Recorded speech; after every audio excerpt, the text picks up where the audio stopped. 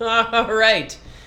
Today, we are going to show you our cool new toy that we've finally figured out. Super excited about this. This is going to get us out of our misery, Mark. I promise. I swear to God. Yeah. Because otherwise, we're just going to quit and probably kill ourselves. I don't know. I've been looking for those coal jobs that are coming back. Yes. Yeah, we're dying. We're dying. How many things have you fixed this week? I fixed a thing. A thing? Yeah. Was it one of these phones? It was this. Wow. You should put it down gently. Put it in the invoice pile. Yeah. I fixed one data recovery. And this is the phone that's really makes me want to just cut my head off. In fact, I probably will. This one, which by the way is sent as a set of 2, and I see your note on the other one that says short within baseband CPU. I am sure on this other one, you have taken like every chip off this board. It's one of the Taylor 7 Pluses. Yeah. You remember? Yeah. I spent about 20 hours on this board. But I remember 12-hour day, this board by itself, 6 hours the next day. And so this one was one that had this kind of weird pattern where it came in as no power, and it would boot. It was recognized by iTunes. It would show the Apple logo, but it would not get all the way to the lock screen. So it would just kind of stick on Apple logo, even though iTunes recognized it as booting in normal mode. So what's up with that? And I probed around for a long time and ended up kind of deciding that I felt that compared to my known good, that it had a slightly lowered reading on VDD boost line. And that line, I've seen that same, have you ever seen one that had like, iTunes said that it booted, but it would not actually be recognized? Or it wouldn't actually get to the passcode screen. Yeah, it stays stuck on Apple logo. Yeah. 7? Yeah, I don't know. Yeah, I'd have to consult my notes. We need to get some lab notebooks and some safety glasses to help us use them. So on mine, I'm sure of it. It was the one of the. It was the UK 25,000 pictures chick. It was like that, and it ended up being a very, very partial short on VCC main, which I didn't think would make the phone not boot. Yeah, that doesn't seem very reasonable. So in the end, solving that short brought back normal display. So that's where I was going with this one, and it didn't really seem to have any sign of physical damage. And in the end, I traced that short under audio IC.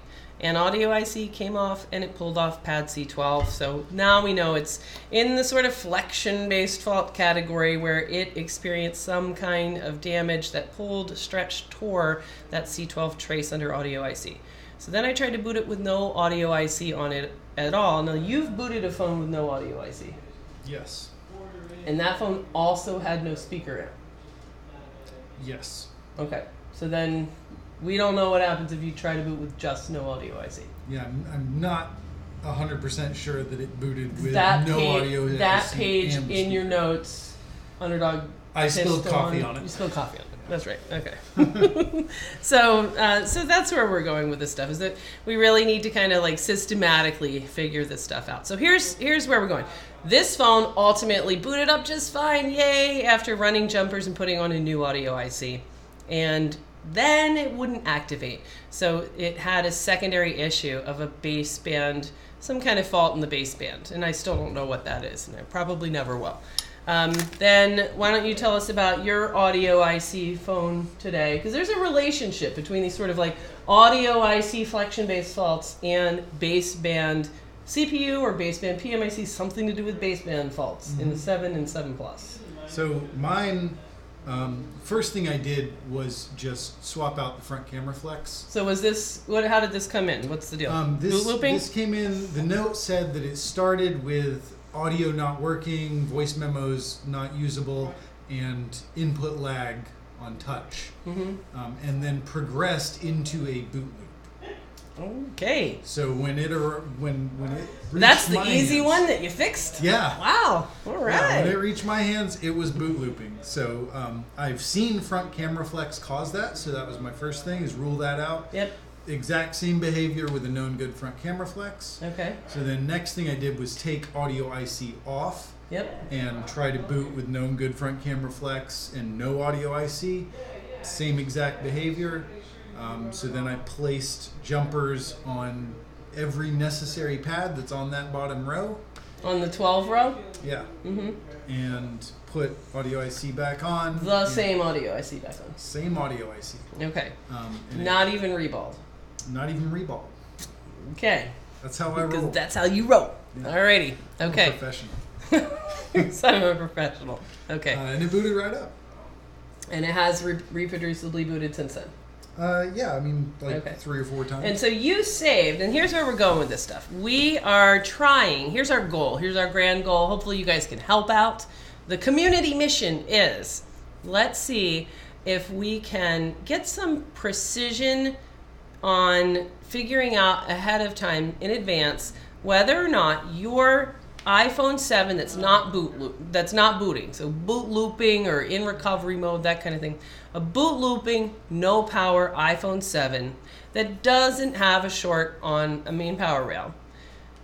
What's the deal with it? You know, can we use graphing of the DC power supply current consumption as a picture for pattern recognition to kind of start to categorize these things into, if it looks like this pattern, that's going to be audio IC related. If it looks like this other pattern, that's going to be baseband. And I think we can. We've got a few phones. They're starting to fall into these categories. That's what we're super excited to share with you guys now. So let's start. Let's get busy. So first, why don't you walk us through the setup here? How are we going to do this? So we're just using our regular old DC power supply. I did buy an expensive one that can graph over here. I guess you guys can't see that. And I bought the $100 one that is also can graph. Now, when you tried out all 3 of these methods, $100 graphing one, $400 graphing one, and using the Power Z dongle with this one, and here's what we're going with, the Power Z dongle, which we'll probably start stocking in iPad Rehab Supply Store so that you guys can play along if this ends up being as useful as we hope it is. So tell us how this works. Well, so first the expensive graphing DC power supply that you got doesn't let you save the stuff. What? So, Mother F! It shows it to you, but then you just have to like make a mental picture. And then the other... let's look at that one. So that is all right, so that's over here. Can we just move this? All right, so that's this guy. This old dog, yeah. So he makes this itty-bitty baby graph, which is cool, definitely cool. I mean, I used it once and thought it was cool. But it's can't say here. So did you hook this guy up to a? Did you hook this up to a computer? I didn't try seeing if software lets you do something like that with a computer, but as far as I read a little bit of the manual for it, it didn't seem like it was going to let you do that. Okay.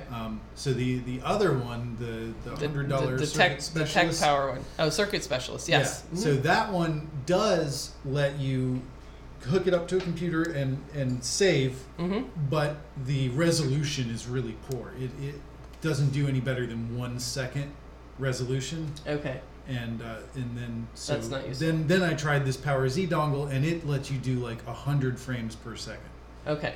Now now I played around with the Power Z dongle before, and it was really, really hard to get it to work because the right here on the back, chargerlab.com. Yeah, that's like a blog. That's like ladies makeup now. You know, like no, charge up your appearance. I checked it today. It has like legitimate articles Chargerlab.com? related to power stuff. Yeah, it's got like teardowns of Does it? Lenovo power supplies and shit. And then also Union Repair had the Power Z dongle software, which I downloaded and was not able to get it to work because I believe it's not the current version.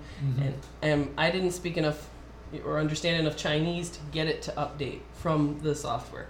So that was a real roadblock for a long time, I mean months, where I'm like, oh, this thing doesn't seem to be supported. I've had this for months. So it was Mohammed who said, oh man, I use this all the time. So he made us a video. So thank you very much, Mohammed. Yeah, you helped us out big time. So he pointed us to it was Long Duck Dong. Changjian Tao. Yes, that's exactly what it was. Yeah. Say that one more time. Changjiangtao. Yeah, so just go to changjiangtao.com and you'll be able to see the the current driver, which isn't, and the one you got to use is not the current one, it's the one before that, number 6. No, I used the .0, the November did? 28th, yeah. Oh. Yeah. Yeah, that's the one, November 28th, but there's one after that. No, that was the most recent one. Okay. And Mohammed, if you're watching this, I know he ran into this too. Like when you download it and it says, "Oh, page can't be displayed," just hit back and click the link again. It loads the second time. Yes. All right. So you got the software working for the dongle here. So this is the Power Z dongle. So. And this thing's pretty cool because it's meant to really be, I think, like a USB ammeter. Grapher, which is why I got it, because I was like, hey, it'd be cool. You could see like ripple voltage coming out of your cheap chargers, which you know, super cool. Can't wait to use it for that. I hacked it up so that it can do what we need it to. Yes. So this is Mark's novelty. So I believe that like Mohammed was using it as a USB current consumer grapher, which is great, but we wanted to use it to look at just from the battery connector, like the raw DC power supply going into the battery connector, the overall current consumption when the device is not connected to anything, just consuming battery power, and see if that had signature patterns that would match with board level faults. So how'd you rig that up? Because there's a whole lot of wires. Okay, so our DC power supply cables have a female USB output. So these are the iPad Rehab Store Octopus, right? Yeah, so from DC power supply, the female output, the dongle plugs into that. So you've got this going over, that's the one going into any DC power supply. Yeah, the white one's going into the DC power supply. And then this little micro USB is how the dongle communicates to the computer. And then this is actually the output here. So it comes from DC power supply through the dongle and then out this just regular USB cable that is male at both ends, and then he's got that plugged into a second into another one. A second iPad Rehab Power Squid, and then it's this that we plug into the phone. So this is quite the kind of it's the figure out how to make it work with what you have. Yeah, this is a practical practical DC graphing, but it works and it's been fantastic. So it's great. So this is largely based on Power Z dongle, jumping through hoops to get that software working, 2 of the iPad Rehab Squids, any DC power supply, which I think is the real strength, and then you need to get the male USB. Is that right, or is it female? No, it's male. Okay. All right. So let's start. Let's see what let's first look at. Show me the graph of a normally booting iPhone 7. Okay. So let's do that one first. Normal booting iPhone 7. Alrighty. So let's see. Jerry rigged. Mail on mail. All right. Supply, squid, dongle, squid, phone, I think. Yeah, it goes supply, squid, dongle, squid, phone. Yeah. And then also dongle to computer. Dongle computer. Yes, of course.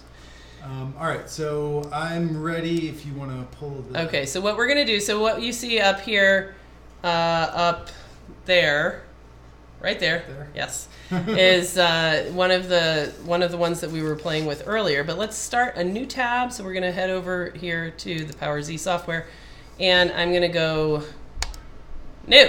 All right. All right. I'm prompting to boot. So now Mark is prompting this normal phone to boot, and this should be the normal boot sequence. Yep. Now you can look here on DC Power Supply and see, like, does that look pretty much what we kind of think of as normal?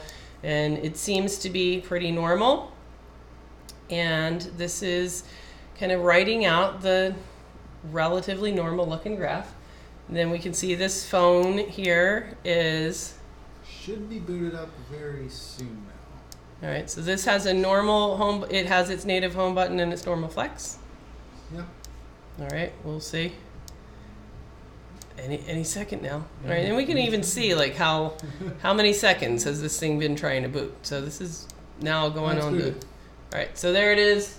Lock screen. Yep. That's got the home button thing there though. Yeah. So that's totally normal, totally legit. Okay, so we're gonna call this one normal, and it looks like it. You unhooked the battery. Yeah, I think I did something wonky there. Yeah, because we can see that it decided to fall asleep. All right, so that is, how would we describe that? It kind of goes up really kind of nice straight slope, and then a whole lot of kind of just noise in that, kind of a relatively tight range, and the amplitude of that range is, let's see, is that going to be on graph 9? Somewhere between like about 0.5, so 500 milliamps up to like 1. So somewhere it's going to bonk around between 0.5, 0.6, 0.7, 0.6, 0.7. It bonks around in that range, and then it's booted. So that's what we'll call this, the normoid pattern. Right? See it, recognize it. That's your normal booting iPhone 7. All right, now we really kind of are seeing these faults kind of falling into 2 different categories, which you can kind of notice just sort of just kind of anecdotally when you're just looking at a regular DC power supply.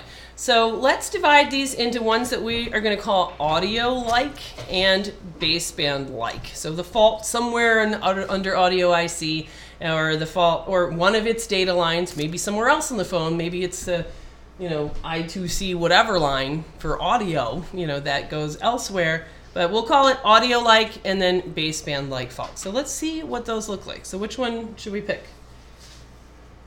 Let's do one of the baseband ones. Let's do this one. So we have here, this phone says, this is an error 4013 boot looping iPhone 7. So it was in recovery mode. We kicked it out of recovery with REI boot so that it would be back in its boot loop. So let's look and see what kind of a boot loop problem this is. Now, error 4013 means I don't feel good, and it seems to kind of be pretty non-specific. So I've seen a few of them be TriStar, but most of them end up being a short either within the baseband CPU or within the baseband PMIC, or some other just kind of problem, like sometimes pressure on the baseband PMIC, even though there's not a short, will make that happen. All right, hook me up, yo. Here we go. Okay, squid phone dongle squid. All right, here we go. So let's plug it in, and we're going to see what kind of pattern and how would we describe or characterize this pattern. All right, so let's go back over, and we're going to get a fresh Power Z. All right, now I'm going to prompt this phone to boot. Prompt to boot. And I see nothing. I see nothing on the display, which means it could have put itself back into DFU. I'm not sure. All right, so it's already like lower than normal. So what we see here is a phone that kind of like maybe for a second or two is going normal. Right now it looks normal, and then it drops, so it's a very quick drop back down to this, 40 or 50 milliamps. All right, let's see if we can try that again. Actually, I'm going to see is it just going back into DFU by itself. So I don't hear it detected by iTunes. But I'd like to see image on this. I think it should produce image, so I'm going to maybe try a different screen. Let's try a known good screen. All right. And some of these could be parts related, so sticking with your known goods is really, really a good idea.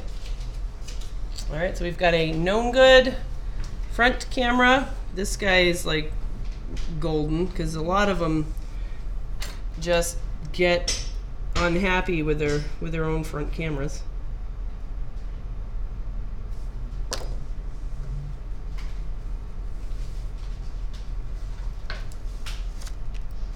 And we're going to give it a known good screen.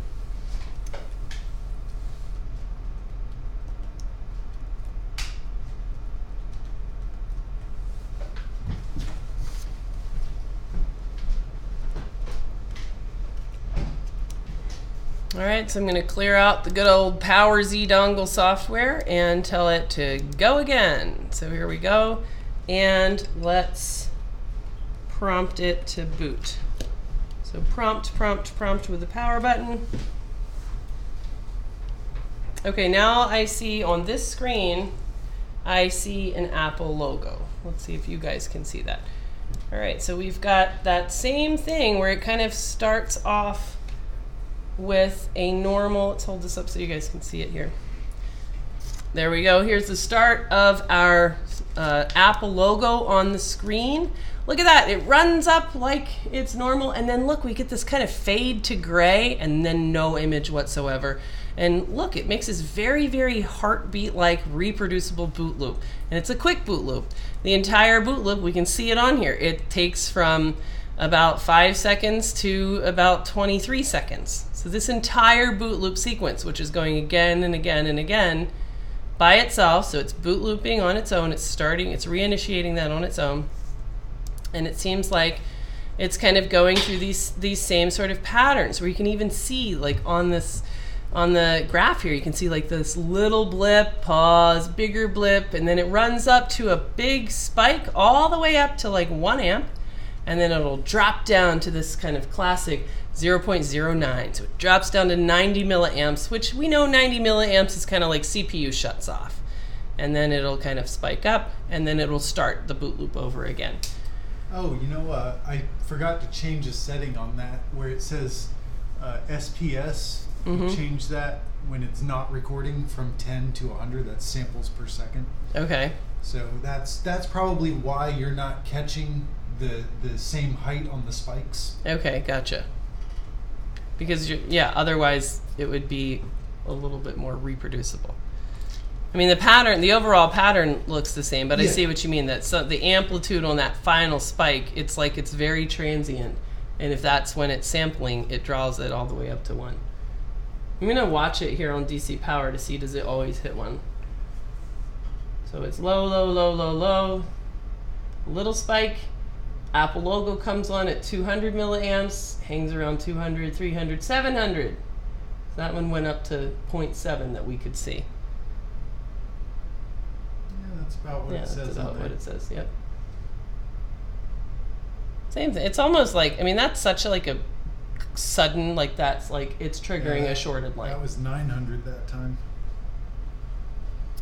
Alrighty, so there we go. So let's call that pattern then. This is what we're gonna see, these quick, short, tight boot loops where it spikes up and then drops to this classic, you know, 0.9. This one has this like kind of odd appearing like gray fade to the image on the screen.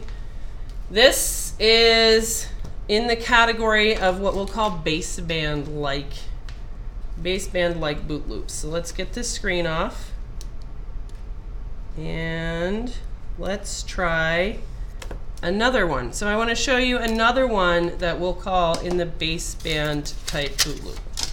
All right, so I have this one here, which I've called baseband type boot loop. So this is just showed up, no power, no home, no power solutions. The guy wants his iPhone 7 to work. And let's just kind of see what kind of fault it has. It's a boot looping 7. Is it boot looping in the same way? Or is it boot looping in a different way? So boot looping can be, like the one Mark fixed today, can be audio IC.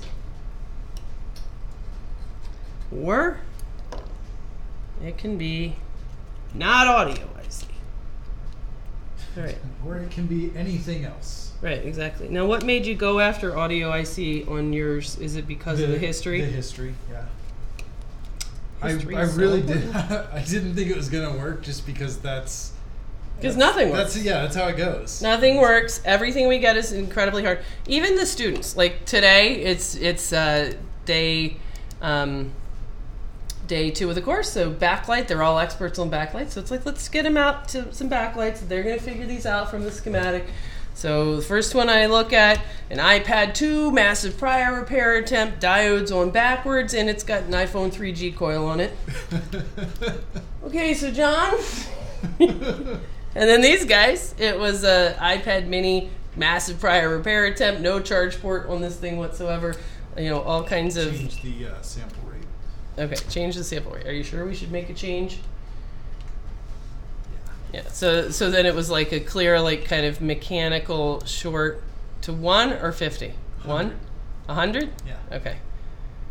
More sampling time, the more details, but the accuracy will be reduced. Okay, all right, so we're gonna do, let me get this set up.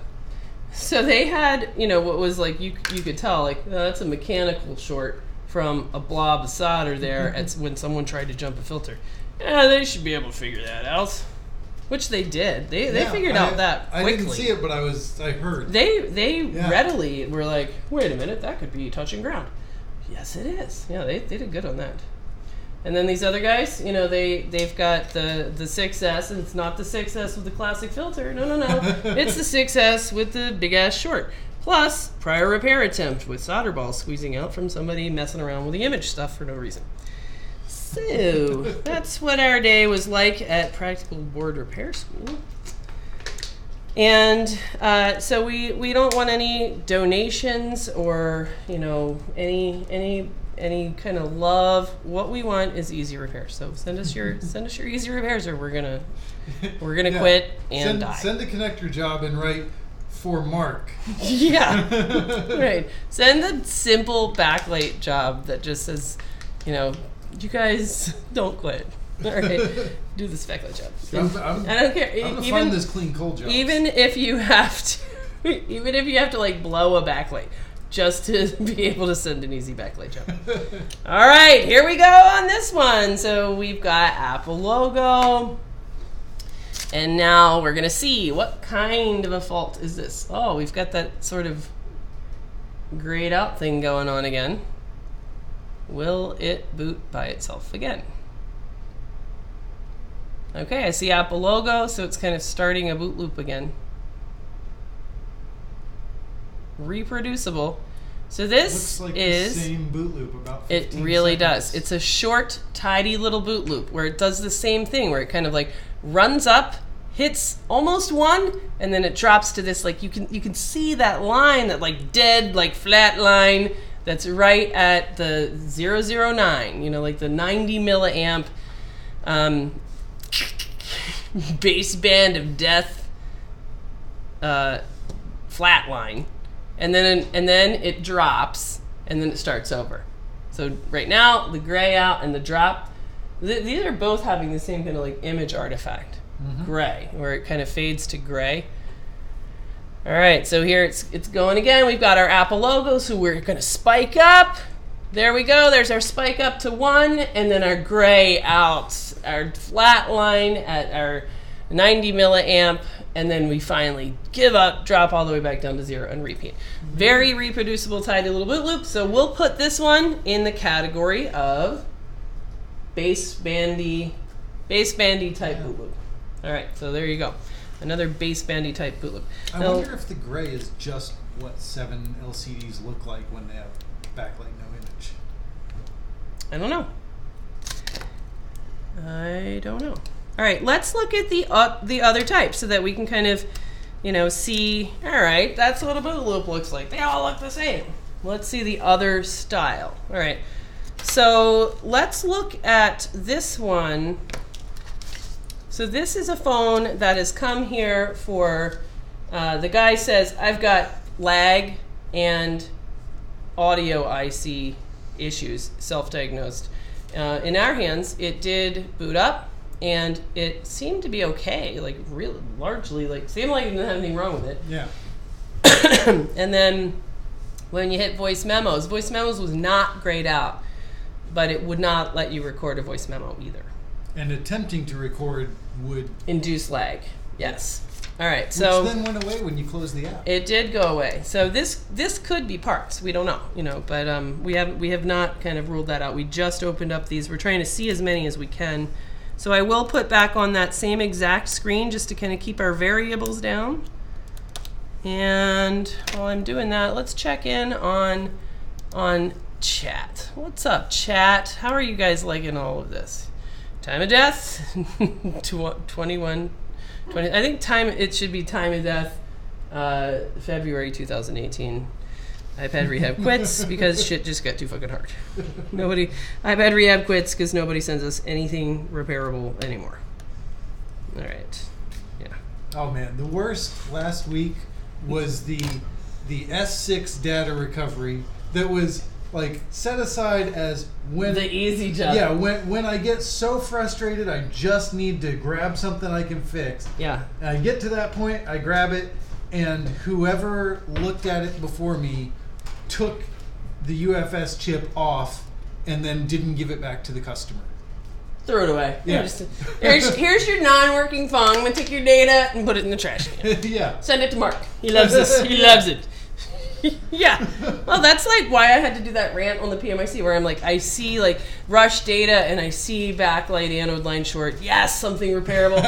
Motherfucker. Yeah. I was just gonna kill myself. But here's the other one that's funny. I fixed one other thing. Another phone. This took forever. I put a lot of time into this phone, diagnosing all sorts of stuff. Handed it off to Mark. Mark fixed it today. This would be Robin Bowers' phone. Oh, man. It's almost worth pulling up the ticket. Oh, my God. That shit, funniest ticket ever. Robin, you win. You're the funniest ticket ever. So the guy wants to sue. Guy wants to have a class action suit because I mean, the amount of time I put into his phone is unbelievable. And it ends up being solved. So what was up with his phone? It's weird battery killing. Yeah. It was like battery jihad, where his $150 battery that he got from some douchebag, who then said, "Oh, this phone needs a PMIC." No, it doesn't. Never does. Yeah. So it shows up, gets new TriStar and Tigris, and his battery is like killing shit. Yeah. And so like it works fine, but then you close it all back up. Yeah. Like shit starts search. Yeah. As long as I'm using my test parts, everything's fine. Close it all back up, and it's like, oh, no, I'm not. So I'm gonna work, but I'm gonna stop working once you fully boot up. Yes, exactly. So such a troll. And the guy's like, wants to cancel the repair. I told him, we don't really have a mechanism for that once we put time into chips into it. So I tried to be nice and offered him, if you want to pay like a minimum shop charge to kind of get out of this before we declare it no fix, or just wait, for a week or so. If we can't fix it, it'll be free. So then he was threatening attorney, blah, blah, blah. All right, so this is a little bit different. So we've got our Apple logo hanging out here on this one. And does it look normal? How close to normal does it look? Well, the guy was really funny. He was misusing legal terms and yet trying to use a lot of legal terms. Just the funniest stuff ever. Oh, he was saying that, like, I think that you're having students work on boards to save money. Which is like, oh my god, like boards the students work on, we have to then go back and make sure they're fixed. Like they are like twice the work, oh my god. Yeah, and for the most part, besides like a simple backlight filter, right, on day 2, right, students want to go home with working stuff that's going to pay for the course. They don't want to fix all their stuff. The students are bringing in stuff. We're fixing the student stuff, like, oh my god. Okay, so this is different. This, you can tell already, is different. So this is, does not have the same kind of quick boot looping. In fact, it's still got the Apple logo. So this is the other style. Let's call this the audio style boot looping. So it's hanging out on Apple logo, and it looks like it was normal for a big chunk. In fact, I would say all the way from, 10 seconds, all the way up to like 30 seconds, it was normal. And then it kind of like dropped down, then it's noisy, and then it drops down, and then it kind of has this sort of like noisy horizontal period, and then it'll have a spike, noise, spike, noise, spike. And it does that for this sort of like chunk of time that's this sort of extended boot loop. So it kind of goes on and on like this. So I'm going to, as we kind of see this spitting out, I'm going to click back over to an earlier graph that was this same pattern. So here's this. This is this same pattern. See, that is more representative of legitimate, like that's more like my audio one that I fixed. Mm-hmm. But this is the same phone. Is it? I guess it's just condensed way down. This is now. Okay. This is at the frame per second. See, this one, when the frame, it gets so noisy with that high sample rate. So if you were to thin this out by making your frame second, your SPS go back to like 10, it wouldn't be that chunky, and then it condenses down. So this graph 6 was originally spread out all the way, but look at this. This is 13 minutes worth of boot loops. Yeah, you're right. So each one of these chunks, one of these repeating segments, is not the 10 or 20 seconds of a basebandy boot loop. This is like a 4-minute chunk of time of an audio-like boot loop. And you can see that it kind of has the same thing. Spike up, come down, and then it has this sort of noisy flat period, a spike, noise, spike, and then it'll drop down and do the same thing, noise, spike, noise, spike, noise, spike. And then it will resume a boot loop again and kind of start that whole pattern over. But that's really, really characteristic. And now let's look over, since we want to kind of get as much data as we can in front of you guys. So let's kind of click over. We'll let this kind of still sit here and trace. So it is finally at the minute 3:40. It has completed its first boot loop. And now it's going to kind of do that again. It's going to spike up high again. And then it's going to start to kind of condense that. But while that's playing out, let's go ahead and look over with the camera. We're just going to look over at Mark's computer here. All right, so tell us what this is. So this is an audio. This is the one that you fixed, right? So this came in. Tell us about this. So this is before I fixed it.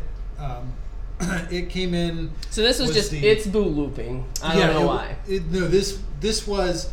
Started off with can't use voice memos, and then was kind of laggy, and now it's boot looping. Okay. And so it was just boot looping, and you thought this may have started out as audio IC, but now it could be software corruption, it could be baseband PMIC fault, or anything, parts, whatever. Mm-hmm. So you tried known good parts, same. And then you took off audio IC, and it was still like this. Mm-hmm. So it looked like, so this is the boot sequence. Yeah, this audio is a IC 4.5 minute boot loop. 4.5 minute. And so that one, it has that same kind of, spike up. Yeah. This and is then one I piece let of the it boot do loop? 2 full boot loops. So this down here is the second, which basically matches it. Okay. All right. So how similar, you sat and watched this all day. Mm-hmm. How similar is that to what we're seeing when we look at the one that we're looking at right now? Well, now it looks very similar, except that it's got it's got a longer period of little spikes before the big spike.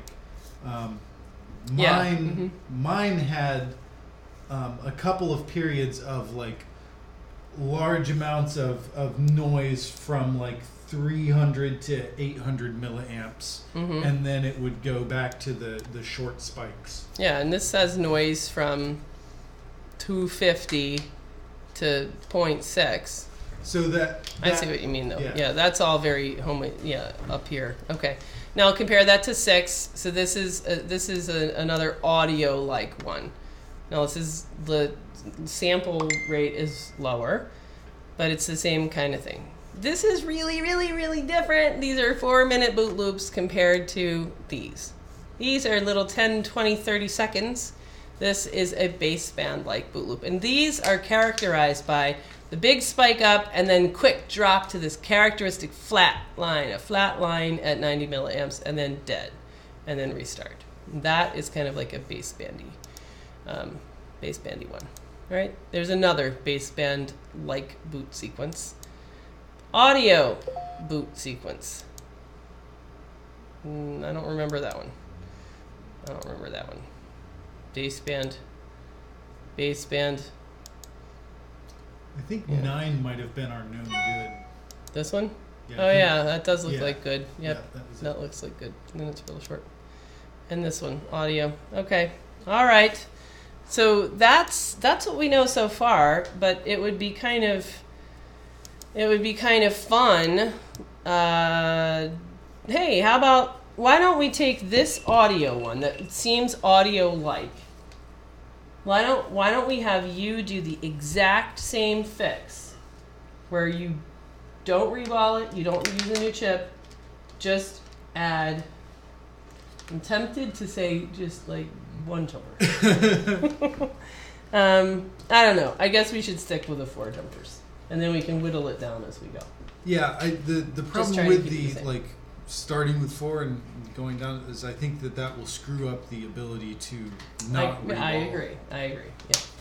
Well, so let's keep it exactly the same. All right, so let's have Mark do the exact same repair that he did earlier on one where it had this same DC power sequence, which we're going to call audio-like, and see if you can get this one to boot up with a normal boot sequence. Alrighty. Well, all right then. Alrighty then. If I have to. Okay. You're going to be really bummed out here in a second. Why is that? Because that board's screwed in there. Oh, god damn it. Well, hey, God damn it. I gotta go. I have a meeting in the other room. Okay, all right. So Mark's gonna go attend some kind of a meeting. Short meeting. Don't forget the poopery. All right, and let's close that down, and we will do the easiest thing that we've done all day, and take this board out for Mark. All right. So is 9 a normal boot sequence? Let's see. This is the transcontinental loop. Let's see. Was 9 the one that was normal? Let's bring it back up. 9. Here's 9. Yes. 9 was normal. Yes, 9 was absolutely normal. It went up, and then it was, kind of that sort of normal, what you would expect to be normal. It kind of ranges around in the 600, 700 milliamps. Maybe it'll hit 1 a little bit. And so this was all normal, and then we disconnected the battery, kind of putting the phone down. So it took about a minute, and it was totally normal. Nothing wrong with that. All right, I'm sure you can rename the graphs on the machine. I tried briefly. I mean, this is the Chinese dongle-based thing, and it didn't seem like you certainly couldn't just right-click on it. So I said, screw that. All right. Okay. Do you want to take your own board out so that you know where your screws are? Yeah. Okay. I like the way I lay my screws out. All right. Oh my. Okay. Oh my. Oh, I didn't realize Sharon was here. Yes, Sharon is a delicate flower. Sharon, let's watch Mark with the magic fast screws. Let's watch his screw technique. What do you think of the hand cam, Mark? Oh, it's fucking sweet. Yeah, it's awesome. All right. We have a bunch of dongles everywhere. All right, here we go. Okay. Have you completed a normal boot? Yes, that was it. Number 9. Yep. Alrighty. Move the Mark computer out of here. So I assume you can label and save these graphs. Don't know about that. Don't know about the label part. No, so you can save them as CSV files, and then you can also save an image of it, but I think the CSV is more useful. Yep. So, I mean, what we're going to do ultimately is put this stuff on iPad Rehab Forum. So we are huge believers in it takes a village. As long as the village occasionally sends us some easy jobs, we're all cool with the village. Right now, kind of hate the village. But we're gonna put this stuff on iPad Rehab Forum and encourage folks to share your findings. I mean, the ultimate goal for us is to kind of drill this down to something like This boot loop specifically points to a problem at pad, B12 under audio IC. And this boot loop, specifically points to a cold joint at this baseband data line. That would be awesome. I don't know that that's possible, but something like that would be really cool. The idea would be that before you even take the board out, if evidence and statistics say that when I see this pattern on DC power supply, that's going to be a short internal to the baseband CPU. So therefore, it's to be efficient, it doesn't really even make sense to pursue this one. Versus some other iPhone 7 where this pattern on DC power supply kind of tells me that, hey, I'm going to be good if I just lift audio IC and I run this one jumper. That's the spongy pad, and then it'll be good to go. All right, so what we've got Mark doing here now is firing up his new favorite tool, the Mark Shaver Finger Burner. That's what we should call it on iPad Rehab Supply. The Mark, what should we call it? Something like the finger annihilator, the fingerprint eraser, Finger Toaster 4000. Finger Toaster 4000. Yeah, and just for the record, let's this see. is not Let's another see. burn. This is from cutting up apples for Max and sliced my finger right off. Because you couldn't control the knife because of the blister on your other finger. Is that where this is going? Sure. Sure, we'll go with that. All right, so this one's the new one that we're selling on iPad Rehab Supply. So these are available. And what we tried these out. Of course, we ordered the ones for U.S. wiring so that you can plug them in and go.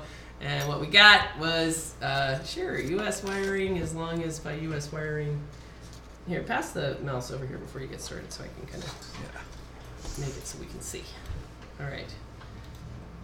So we got the ones that you gotta get the little adapter for, and and you got to turn the temperature way down. yeah. And so Mark had to that was one of his goals today during course week was, hey, let's get it figured out how to figure out the temperature on these things. Yeah. So you put your finger on it, didn't you? I did. Yeah. Well, I mean, that's how I can judge now, is how quickly I get a blister.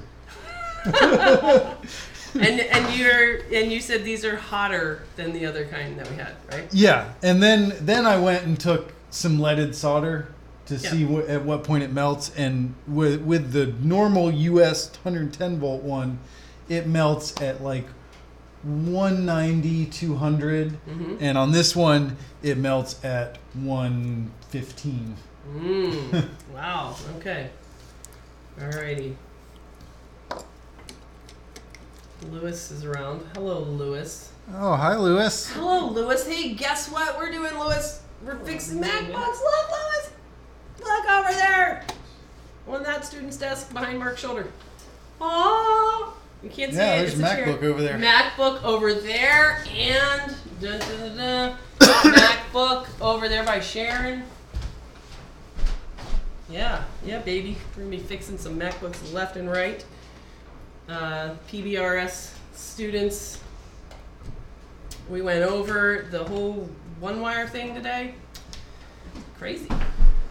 Alrighty. Alex wants to know the seconds to blister conversion to Celsius. So yeah, if Celsius at about 190 Celsius, you have about I'd say about 2 or 3/10 of a second. All right. Okay. Peter Wilson says at 11 seconds, the spike is the processor starting up. Then after the dip, the next noise is typical of switching lines on. Then a short spike at 36 seconds is chip starting up. Then it looks like GPRS comms. And then Paul S says audio IC. Oh, Paul S had to teach a guy who went to, this is crazy, we're up here teaching MacBook stuff, and Lewis had somebody that went there to learn how to reball NAND on phones. And Lewis is like, we don't do that. This is how you check. That's how you check. All right, let's see. Like this. That I can see I could see the smoke. Yeah. And I hear you going, ooh. Yeah. But no blister. I'm fine. Yeah. It's when you just burn the outer layer of skin, but it doesn't blister. That's the right temperature. Mm-hmm. And by the way, you got to stop telling the students to man up and stop being a pussy about whatever. Who you were telling one of them? It was the same guy that yesterday. You were like, "What are you doing over here? Trying to pet a butterfly?"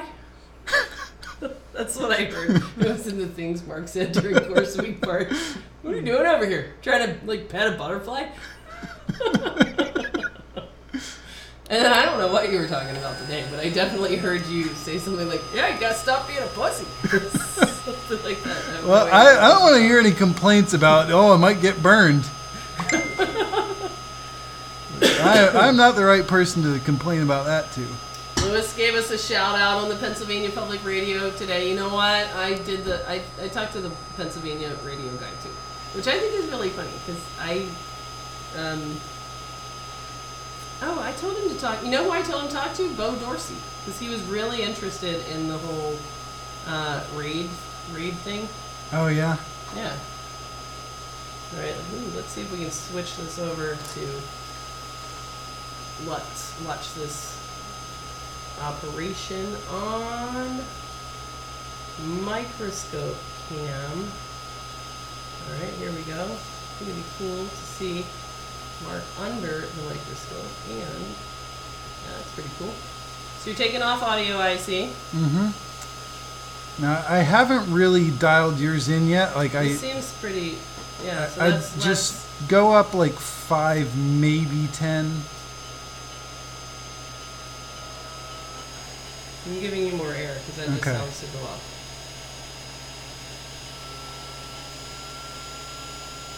Seems like that'd be okay. There you go. There we go. All right, how's your pads? They're all good. They're all good. All right, so that's your clean lift, and you intend to use that audio IC as is. Yes. Because that's how you roll. Yep. Now, when did you start this whole?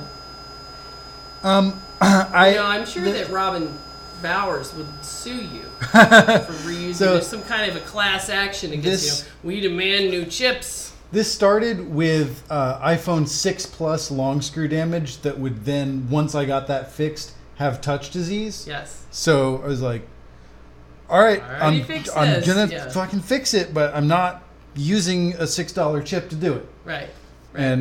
And it worked, and then they never came back in for touch problems. Yep. So it was like, okay, well this is viable. It works. The new method. Yep. Alrighty. Lewis, are you around?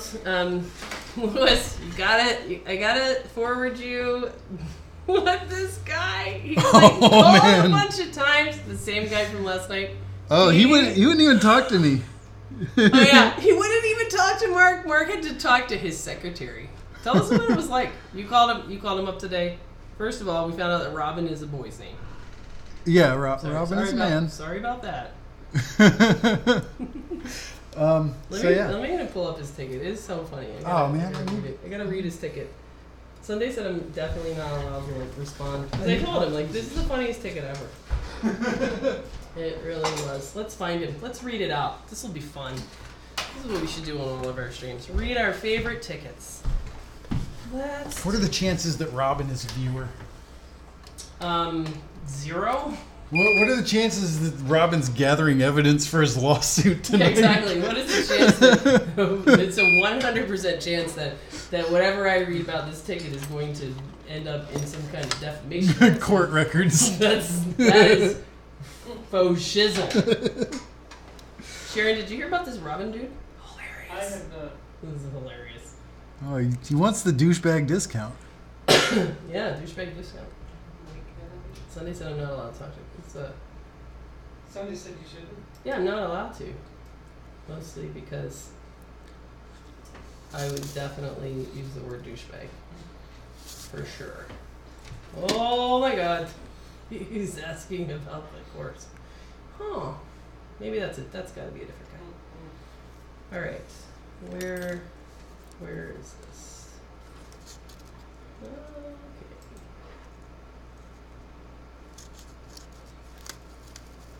did you spend all day looking at the new website, Sharon? Collecting feedback?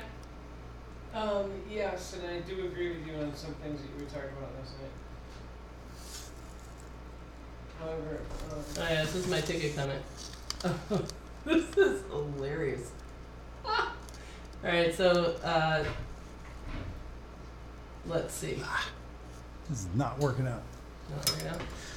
Wait, are they on? Oh, did you go get a pair of tweezers? Yeah. You want a micro pencil? No. I'd hate for you to have to reball. That was There, so I sent him some kind of, there we go. That's what I you know, compromise and calm down. Oh, this is the one that he sent this morning. He said, it is clear from the website and keeping the phone for over a month. This is a phone that we've worked on countless hours. That, and then he spells this wrong. He means prima facie, and he says, you know, spells it wrong. You are receiving phones and having them serviced by students in order to cut costs. God! Do you hear this? This is hilarious. He thinks that we're having students fix the phones to cut costs. Yeah. My phone is like, was kept by you. No master of boards, self-proclaimed master of boards, would do that, except through that motivation. An attorney would have a class action lawsuit with ease based on what you have stated here and on your website and on our YouTube channel where we throw you under the bus. I suggest that you send my phone back as stated within 5 working days, or I will turn this case over to my attorney. And this is the last correspondence that I will have, which always means stay tuned for more. Upon receipt of my phone, I will then pay its return fee, but not until based upon your over 1 month retaining my phone sent from my iPhone. And then I told him that was the funniest comment ever. And then he's got this crazy one from earlier today that he's like, you know, the paperwork that you have, you know, states whatever fixed. No other fee was stated, held out, or maintained. We're like, dude, what are you talking about? We fixed it, and we're invoicing you as it says on the estimate. We just hit send, make invoice, which you agree to. It says approved. And he's going on and on about no other fees. You're not being assessed any other fees. What are you talking about? You're just like gone crazy. Anyone that owns and operates a business, as we do for nearly 10 years, indeed appreciates hard work and work that is done, and find that thread of dialogue insulting to business owners and operators. what time of day? I would think he would be really insulted if he found out that we were like shaming him on YouTube. Oh yeah, We'd be, that's. like, pissed. Oh, yeah. Hello. What time of day did you send that? 8:39 a.m. Get some coffee. Spread a little fire on the internet. You know, just kind of set the world back on its even keel. Oh my God. That is not good customer service, Sharon, nor is shaming people on YouTube. Oh my God. And for that, I apologize. To do what you have done, confuse the worker and prolong the service. Confuse the worker? What does that mean? I'm confused. Yeah, I guess so. And then Sunday had to write in there, Dear sir. like, she's super nice. I wanted to reach out personally and ask you to call me at your convenience if you'd like to express your concerns with the handling of this repair. Man. Mark spoke with me. He wrote, did you read this? This is at 4 o'clock. Mark spoke with me on the phone this morning. He said the phone was fixed. He said the repair was directly related to the original paperwork agreement, the only paperwork agreement that we have with you. It doesn't make any sense. It seems like they're like thinking that we're adding Talk something with Mark on. related to those facts. No other communication is necessary. What are you talking about? I don't. That doesn't mean It seems like they've gotten it in their head that they're being we're like going charged to charge for more. yeah, Exactly. something on top of what we quoted, which I don't know where they would get that that's from. an idea. Yeah, look at it. Yeah. You know what? You obviously want to pay us more money, so we can't. You know, we're killing ourselves. So we probably worked for a whole week on your phone spread out over a long period of time, killing ourselves. We probably ruined a bunch of parts from your piece of crap battery. You're right. We should charge you more. You're right. We should charge you more. You're right. We should charge you more. We'll send you another invoice. Yeah, I hadn't thought about it, but now that you mention it. Now that you mention it, yeah, you're right. You know, I can see that you're surprised that we're not charging you more. You're right. We should not be willing to work for $1 an hour. Like, what are we thinking? All right, Mark, it's time to go to fucking bed. Yeah, So are we done? I am struggling with this. All right, with the jumpers. Yeah. Are you gonna have to reball? No. You want me to reball that chip over here? All right, how about we just do the one jumper? Maybe it's good. Nope. All right. Okay. All right, let's get back. There we go. That's how they're supposed to go every time. Jessa, I called another store a wise ass today and kicked them off live chat. Lewis, you're not allowed to say wise ass. That's a bad word. It's against your resolution. Now you have to put a Bitcoin. You have to put a Bitcoin in the swear jar. Yeah, That's but what they're only like 15 I know, exactly. cents It used now. to be like you had to put in like a Dogecoin, but now it's just get a whole Bitcoin. You got to put it in. if you say that. All right. Lewis says he's been threatened over 100 times. Jessa is outsourcing work to slaves in China. So what if you have students fix the phones? If they work, they work. You know, anyone off the street is a tech. Guy's an idiot. Yes, I know. You know, which is really funny. Like if it's almost like kind of partially like, you know, hey, if you think that the students are ready to just jump right in and handle these 20 hours of kill yourself research jobs, great. You know, like that's kind of some credit. Great. Yeah, he's got a lot of confidence in the training. Yeah, Peter Wilson wants to know, Mark, why are you pulling the pads off? Because those are just not the pads that I want to have there. Okay. All right. You know what, Peter? Shut up. Okay. All right. Let's see. How the fuck does someone who is a shop act like a douchebag while inquiring about wholesale rates? I don't know. Richard says, the worst people I ever dealt with in 20 years automotive was other shop owners. Even after I fixed vehicles for them, their own employees could not fix. No, that's just a sad state of the industry. I just don't want it to be like that. All right. $100 neurosurgery. All right. Okay, where was the thing that said number 3? That's what I want to know about. Let's see if you guys in the chat know about this. We got a note here. It's code 3. Is it this one? Oh yeah, here we go. All right. You guys that know more than we do about the inner workings over there in Apple land, this is an iPhone 7, and it's one of the ones that has the DC power supply signature in the kind of basebandy side. And this guy says, I've got an iPhone 7 that had the no service issue. Great, then go get it had no service, then you're under Apple recall. Head on over to the Apple store and you should be good. So he had Verizon replace the SIM, no results. He performed a restore twice. First restore was successful, but it still had the no service issue, which means it would then be under warranty. Or under the new iPhone 7's no service recall. But he attempted factory reset again, which consumers don't think that like a restore can really harm a phone when it can, because you're really asking a phone to do a big self-check. Yeah. This guy did a factory restore again. 75% way through the restore, it fails with unknown -1 error, which we know -1 iTunes error is baseband error. And then he says this, Apple Repair Center claims it's a code 3. What do you think of code 3 is, Shannon? It sounds like someone really needs Sounds to like use the bathroom. code brown. It does. It's like it's not a number 1 or a number 2. It's a number 3. It's like it's worse than a number 2. It's a code 3. It's a code 3. It's terrible diarrhea. You just put that phone in the trash right now. We don't even want to touch it. We have to wear gloves. We're even going to open it. We don't want to catch anything. Probably Code 3. Yes. So here's the thing with this recall, or hey, Apple saying, you know what? We noticed that a bunch of these iPhone 7s get no service. Fantastic. Love. When the OEMs are kind of proactive about a recall, save everybody some time.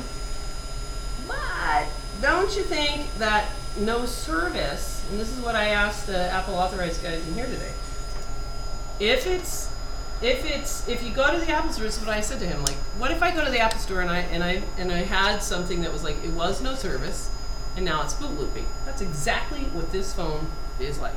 Mm-hmm. And I said, would they, take it in, if it's in the serial number under warranty, take it in for the recall. If you're like, it was no service, but it progressed to boot looping because the problem is going to be baseband CPU. And he said, nope, it's got to have no service in the store. Even if it has intermittent service, if in the store it has service, it doesn't qualify. It has to have no service there at your appointment. And so if it had no service and then is now dead, too bad, you don't qualify anymore. Yeah. That's some BS. Yeah, it is. Yeah. So I really want to figure out what is up with the with that whole no service and baseband CPU stuff. We're gonna do it. We're gonna do it with our DC power. All right. Let's get rid of the microscope that we don't need anymore. All right. So that seemed like a struggle. What's up? It was just working at an angle I'm not used to because of no bar Because there's lens. there's no bar limits. Mark can't do his work. Yeah. All right. Okay. Code 3. 3 seconds to make an excuse. I think we should start saying code 3. Yeah, for anytime you have Mark, to BS somebody. Mark, what is wrong with this whole stack of phones? Code 3. You just left them here after the course, and I don't know what you did to them. Oh, they're all code 3. Oh. Oh, it's code 3. You know what code 3 means? It's totally a synonym for Mark's other favorite term, which is this phone is in some kind of a state. That'll always be my favorite. That's what we should put on the notes for Sharon for reassembly. Is this phone working? I'm not sure. I think it's in some kind of a state. Okay, so Mark is putting this back in. Are you going to stick the same screen that we've been using it in that same Yeah, we're going to use the known good. Known good. And now we're going to see if it still has what we're calling the audio style boot loop. Yeah. Or is it fixed? In which case, that will be two things. So I don't even like jinx that, Yeah, don't. It's either going to be two things fixed, or it's going to be one thing fixed and a code 3. One thing fixed and one thing thrown in the street. Code 3. Gonna code 3 this phone. Code 3 this phone. Code 3 the shit out of it. All right. Okay. Everybody's excited about the SpaceX launch today. Yeah, I saw some video of the boosters returning like in landing simultaneously next to each other. Really? Yeah, like Rare. they That's fly pretty cool. themselves back down and land upright. Nice. But apparently they lost the like main core. It was the first run of that specific rocket, and one of those crypto coins can help you track down that stuff. Aeron, isn't it? The Aeron coin. Sure, I just said this one is it's a dead phone. She goes, couldn't get this to boot up. It's in some kind of a state. Wonder where I got that from. I don't know. I think it's a code 3. We'll burn the drive of the data. Yeah, I didn't know where it was. All right. Yeah, it's behind the green screen. Oz has it. All right. So Depends on if Mark put that chip in straight. Peter Wilson is like chomping at your neck. he's very observant because that audio IC was like as far off as it could be and still be okay. Yeah. Yeah. Yeah, it might be a code 3. Let's see. All It right, might so now we're going to pull back up the ye old Power Z. Give me a Boom. break, Peter. Give me a break. It's been a long day of not fixing anything. It's been a long day of not fixing anything. It is 10 p.m. We started at Oh, that's quitting time. I'm out of 8 here. something. Let me know if this boots Yeah. up. All right. Take care, Samara. All All right. right. See you, Sharon. Okay. So Bye, Sharon. we got this. Ah, that's too much. That's too much Power Z. All right. All right. Go here. Yeah, do it. Okay. Where's Prompting your to dongle boot. shit? Is it even plugged in? Yeah. Oh boy. All right. Oh boy. No. Okay. So far, is that the right screen? Because one of them, and I think it's that one, is was the no image screen. Oh, is that? Yeah, this is the right one. So it goes with that. Let me just make sure that I've got the screen connected good. Okay. Looks like you pulled the battery there. Yeah. Just gonna double check that. Maybe we're about Richard to learn. says, I saw that chip doing I'm sitting on the wrong pad shuffle. Yeah. Yeah. I didn't hold it with the tweezers. I just did it. There we go. There we go. We got Apple logo. Apple now. logo. Oh, so but we're not graphing. All right, we got to Gotta graph start again. it And over this again. thing also wants to go to bed. All All right. right, restart. Okay. Let's wake this sucker up again. So let's make it so they can see the Apple logo. So we're gonna wake up, hand cam. Wake it up. Brr. Okay, so hold up that phone. We've got the Apple logo and Got the Apple logo. this is the boot sequence. So let's see. So remember normal, which was let's go over to graph 9. That was our normal.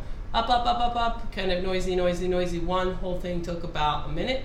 And now let's see how we're doing on this one.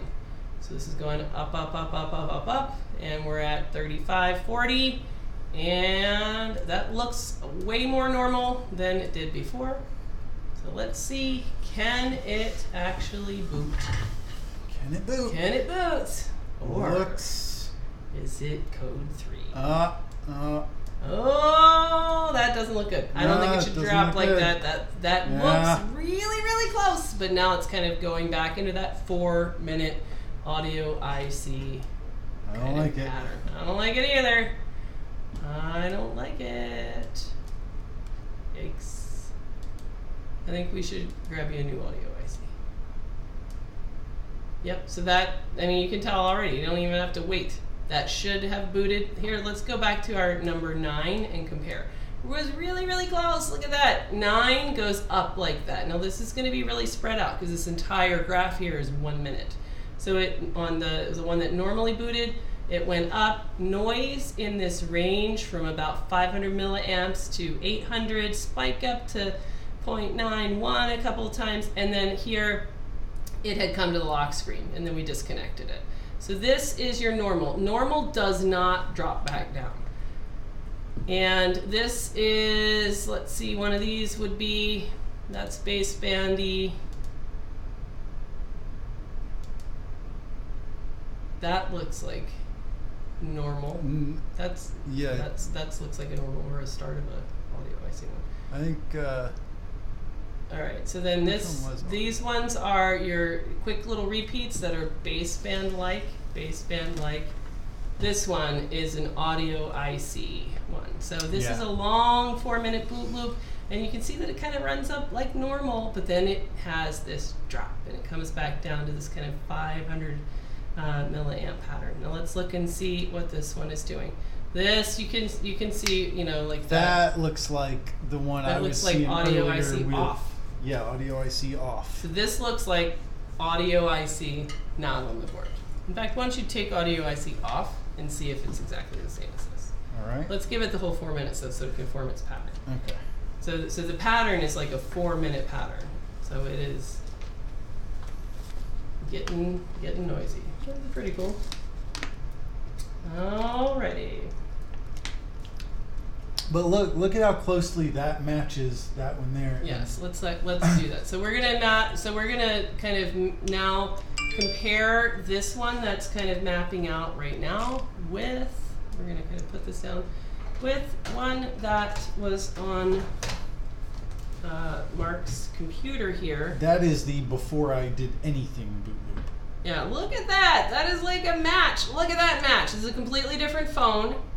And this phone that's here on Mark's computer, this one was a boot looping phone. We had no idea why it was boot looping. It could have been any reason. It was boot looping, and Mark did a lift of audio IC. He placed the 4 jumpers, put it back down, and after this, it turned into a normal booting phone and has been normal with normal function ever since. And so this looks, look at that. That is an exact match. Look at that. I love that. So both this phone that we're working on now, which is a Bootlooping 7, that has a different pattern than it started out with. This is the pattern of a phone that has no audio IC on it whatsoever. So now it should spike up even higher and hold for a spike little up. bit, and then it'll be really close to being done. Yeah, look at that. Yep. Oh my God, you can predict the future. Wow. Yeah. That is cool. I like it. And at about 4 minutes and 30 seconds, 4 minutes 35 seconds, it's gonna end. loop. So show Yeah, up. there's There screen, it just it's clicked gone. off. Yep, there Right it goes. then. That is cool. So that also kind of tells us that That is a bad placement of that's audio. just IC. your audio IC. Yeah. Yep, that was So my bad. let's just grab another audio IC. Yeah. Okay. All right. So in the basket of, this is the Easter basket of 7 stuff. Oh that's trying God, to do you make have good feel- ones in there? The one I used the other day from the crappy ones. I want ones from the new batch. Okay. Coming right up. Do you want them with or without free resistors embedded in the balls? I'm good on the free resistors. That was like one of my favorite class moments. Like, but sometimes you get crappy chips. Like this one. Oh my God, this one has a resistor stuck in between the balls. Okay, so is this it? Is it that guy? That should be it. Those look pretty legit. Let's see. All right, let's see. Let's look for, just all you need to do is see if there's a resistor. No, these are speaker amps. Damn it. They're way too small. They look so new. I wanted them to be. I wanted them to be what we wanted. All right, let's see what we have behind door number. What else? Turtles. Let's just put a turtle there. Okay, so this is the ones that I've been using, which worked fine the last time I did it. So there's that. So there's these. Is it this? Is that anything? I can't see it, so it's No, way this too dark. is looks like PMIC baseband. This looks like SD RAM. Or what is that? That's too hard to see. That is PMIC. All right. It's gonna be in this stuff. Yep, I didn't look in that box. All right. Oh. All right. Paul S. You're both a disappointment to me. Oh, jeez. What's going on with Paul S? It does. We have never tried it. What? All right. Louis Rossman, your DC power supply has data out too. So Lewis's is the same one that we bought. Mark, tell us what goes on with the skinny $100 one. That's Lewis's. Does it do this?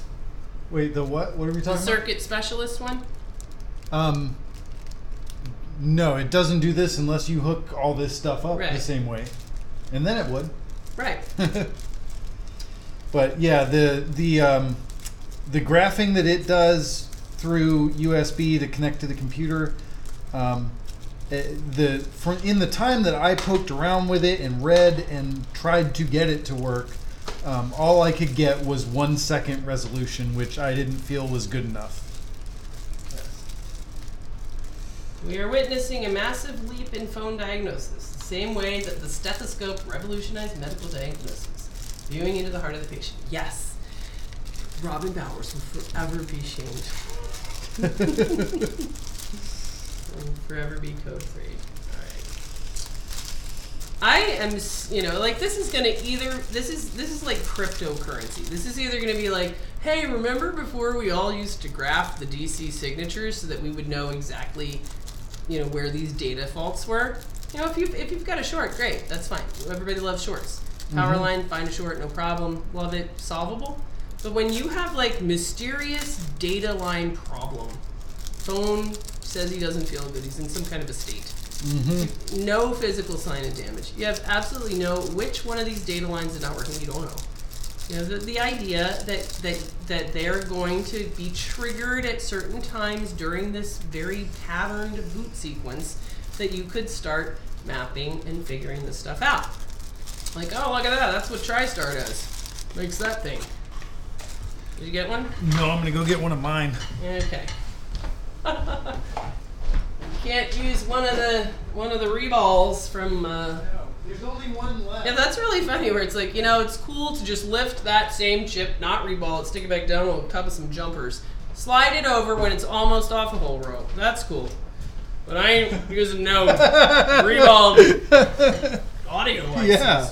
Well, you that's think I'm not crazy? acceptable. Oh, my goodness. All right. Whoa, I just lost my thing. There we go. Alrighty. They are working on phones, not long scrolling. Whoa, what? Alright, this is no longer on. Alright, off. On. I think the mouse died over here. Boo, boo, boo. Alright. Let's watch Mark expertly redeem himself under the microscope with an elegantly placed audio IC. Fresh. I can't do it while people are watching. Oh, God. All right, I'll leave the microscope camera off. Nobody will see. Totally private. Nothing to see here. Nothing going on. All right. It's not hot enough yet. I could touch it for too long. All right, I want to here. Let's put this over here, and we want to see Mark touch the hot plate. Now, how important? Why are you doing it on a hot plate? Period. Like, why not just do it on the bench? Because the hot plate. According to my calculations, it seems to be very, very useful for working in areas that have underfill, either near where you're working or on the other side of the board. Yeah. Like the baseband CPU. Yeah, exactly. Yeah, I totally agree. I've started saying all iPhone 7 works need to be done on this thing, just because we're seeing so many of these baseband CPU shorts that, and the iPhone 7 does take more heat. So the idea that if you got to eliminate the variable that any of us are causing problems from heat on the board. With this, I can use a significantly lower temperature on my hot air. Yes. And way significantly. Like 50 degrees less. Yes, exactly. All right. Jessa, can you check my question earlier? Probably not, because I can't scroll since the mouse died. You know what else this could be? Parts. Rule number 1. Please say rule number 1. That would be awesome. No, I usually will go over any oxidized pads that are on the chip after I pull it. Yeah. And this time I was like, my hands aren't as steady as I want them to be. I'm just going to skip that part. So, Okay. Oops.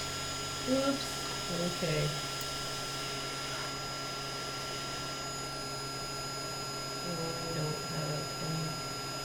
Peter Wilson wants to know, we're watching. God, leave me alone, Peter with Wilson. 1,000 eyes. God.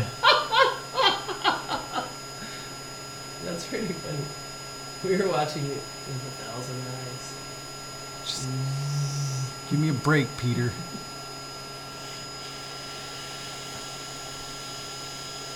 No pressure.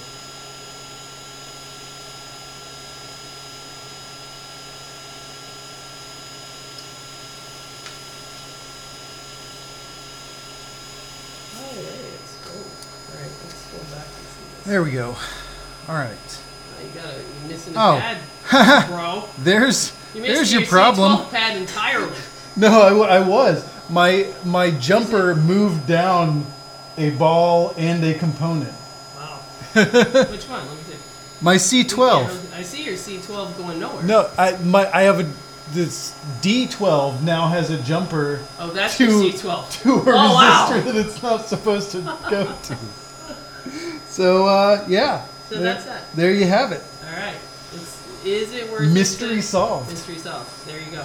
No, because the only time I have a problem like this is when I'm streaming. That pad, though, look at that. That C12. Yeah, that came off gone. super easy. Right. Yeah. So it's like. And so did the no what stuff. This was. Yes. Yeah. Well, is anybody else spongy? Like, you know. I mean, knock them all down. I can't stand beating on things that are still hot air balloons. Yeah, look at that. Drill in. We can't see, but we want to make that really crystal clear. That is the fault here. Flexion-based faults. We want to kind of shine a light on this stuff. That's not normal. Look at that. That should really be immobile. It should be glued to the board, like it kind of attached to the substrate of the board. It shouldn't have a chance to be kind of broken or separated or loose. It shouldn't wiggle. Go on any other spot. Show how nothing else, like on the other side. None of those dudes are gonna move. Yeah, that's. I mean, I can't really show how hard I'm pushing, but it's way harder than. No, oh, that guy's got a little bit of wiggle in him. Who's that? I mean, this is what's important. Whoever wiggles, that is, those are the bad guys. ABC C2. That guy's got a little bit of wiggle, just a little bit. I don't want to poke him too much. All right, I'm gonna look up C2. Go on a hunt. Let's look at our iPad Rehab audio IC map. C2 on iPhone 7. iPhone 7. Alrighty. That pad is code 3. I really want to know. I really hope that this guy can tell us what code 3 is in the morning. Yeah. You better be able to.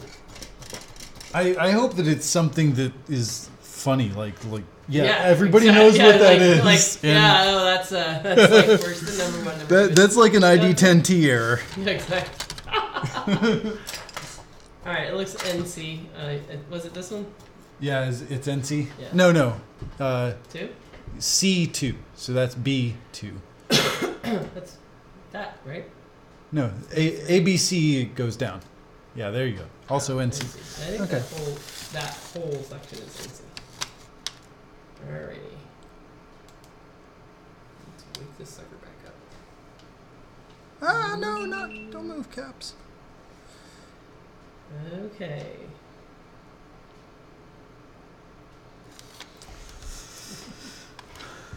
Are they talking smack in there again?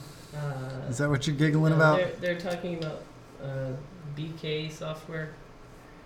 I have an iPhone 6 Plus that works fine, but it's charging slowly and sometimes reboot randomly. Then you should send it to iPadRehab.com because it is a straightforward repair. Yeah, Just don't put send it in to the any of mailbox those other immediately. suckers. Don't send it to anybody else. Send it directly right here. We will hook you up and we'll fix it. It's not going to take any kind of month like Robin Bowers or Code 3 phones. Just on your note, write attention mark. Just put easy repair. We love you guys. Thanks so much for existing. Don't ever quit.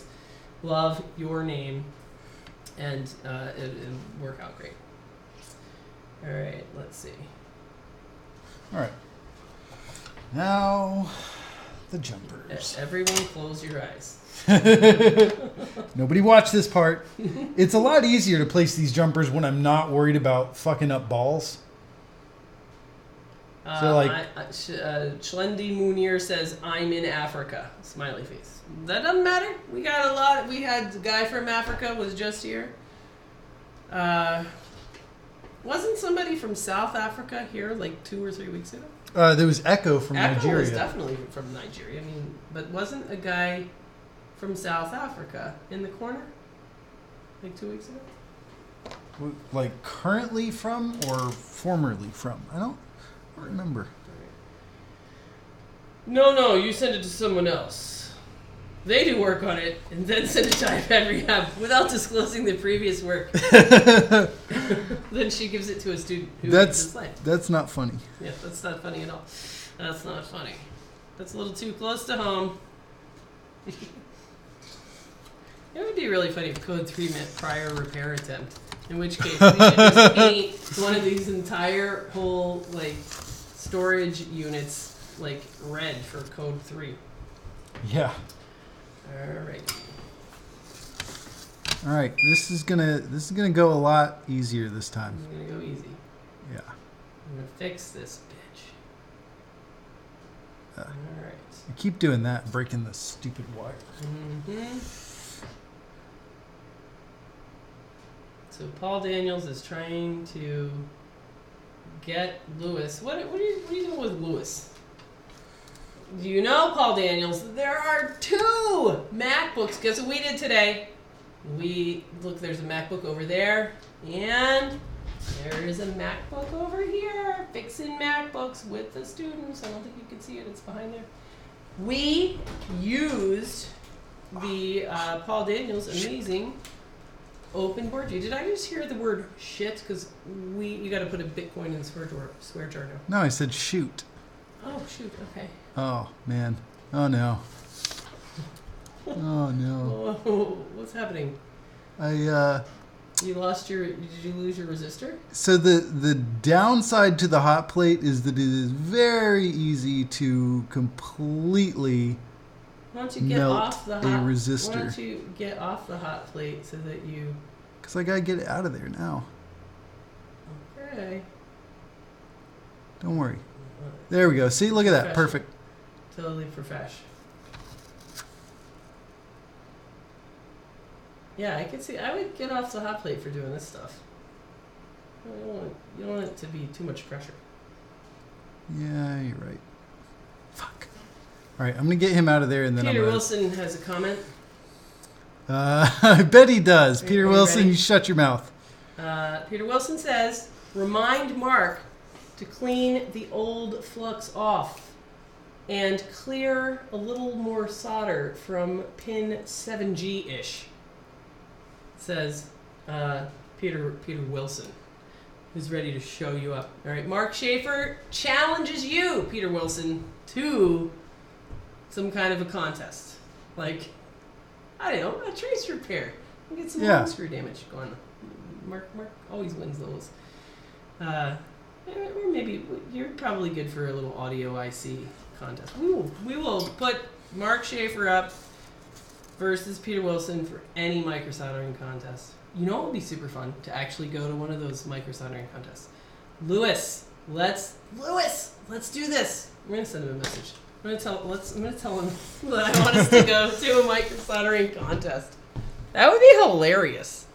Do they have micro soldering contests? They absolutely do. Yeah, they do. I thought they just had like regular size soldering contests. Nope. Oh, we're not doing. All right, let's tell them. Okay, let's see. I think it would be fun for all of us to go to he wanted to go to like one of these like soldering conventions. We're like, what? He was serious about it for about 5 minutes. Yeah, And Paul plays says microsoldering contest starts with the bare board. That would be hilarious. That sounds pretty fun. I need to hang out with Lewis again sometime. It's been a while. Been a while. Yeah. I went to New York City and hung out with Lewis. We went out to dinner. Guess what I got for dinner? He ordered this, by the way. The eggplant parmesan. No. This is what Lewis ordered me for dinner. Beets and broccoli and tofu plain. Oh yeah. It was actually really good. Yeah. Yeah, it was pretty funny.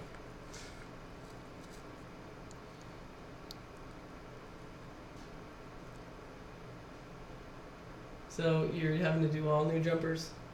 Yeah. All right, Jessa, feel free to send suggestions. I stopped working on Open Board View about 6 months ago, but no one has added anything really new to it, so I'm picking it back up again. Let's see.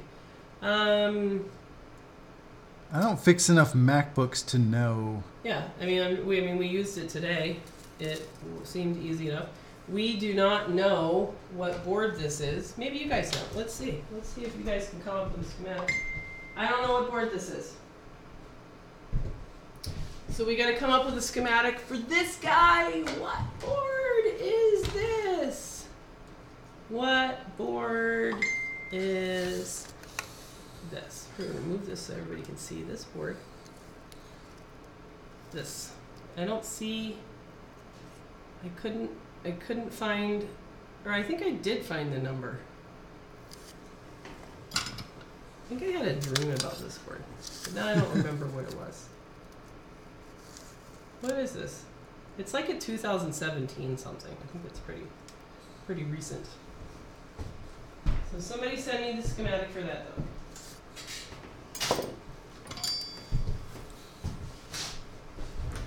Alright. SolderCon 2018. Yes. Sounds super fun. Richard says, "Damn, Mark, calm down with them shakes. Looking like Lewis." Very rude. Yeah, well, so inappropriate. I need a drink. So. Diet Coke. Yes. Right, what? That's the one. Like, if I actually get a Diet Coke, will you drink it? Absolutely not. Are you going to put rum in it? Do we have any rum? I still wouldn't drink a Diet Coke. Really? Yeah. Oh, that's a sad. I don't think I could drink an entire Diet Coke if you were going to pay me to do it. Like, I would try, but I don't think I could do it. I told you that's how I knew Lewis was really sick when he drank that Diet Coke. I know. I told him about that, and he was like, "That's impossible." Yeah, there's no way that actually Yeah, happened. he was like, "Hey, you would never do that to me." Oh, you're like, yeah, you're right. Yeah, I made that up. Never happened. I don't know what you're talking about. Yeah. All right, Paul Daniel says it's an 820-00239. Yeah, I'm pretty sure that's what I said. Okay. Let's see. 4 fucking jumpers. It was... Oh, geez, that's going to be too far back. Use my nice, brand new audio ICs. Audio IC. That I got from He Who Shall Not Be Named. Wait, who did you get it from? Jason? The supplier who shall not be named. Which one is that? Code 4? Yeah, the Code 3 supplier. Where is... Oh, geez, that was like a long time ago. Yeah.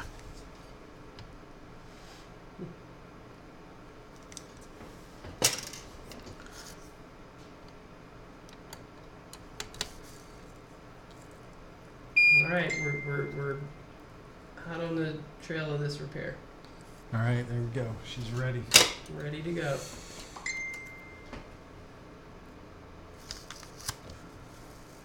This goes way far back. What, are you looking at messages with Lewis? Yeah, I'm like, look, this is as far back as it goes. Picture, he's sending me a picture of his litter box, and I sent him a picture of my litter box. Mine was way better than his. This was disgusting.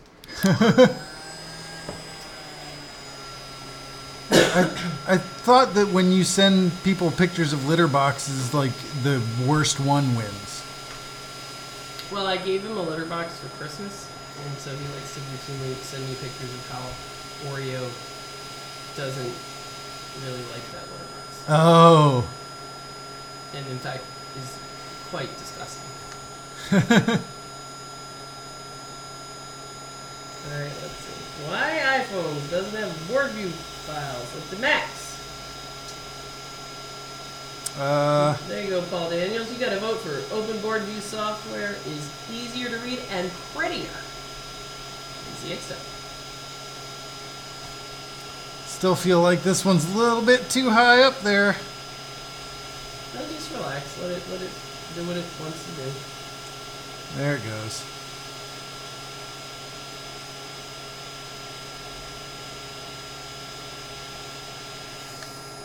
All right. Uh-oh. Uh-oh. Huh. That's not what I wanted. You ready to stay here all night? No, but I do want an endpoint. I can try. If you think it's not good, I'll do one. Well, I definitely know that my C12 jumper is... Missing. Yeah. Alright, hop up. Let's switch. All right, I gotta pee anyways. Okay. Alright, so we gotta get an answer. Otherwise, this will be an unsatisfying stream. Okay. Shame. Alright, so let's see. Let's get this focused down on. Here we go. And let's see if we can take off this chip. I'm going to do that. And we're going to stick with Mark's temperature here.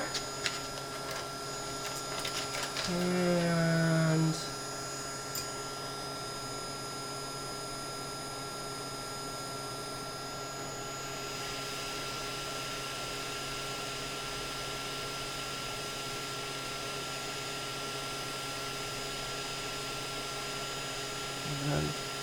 pick this sucker up.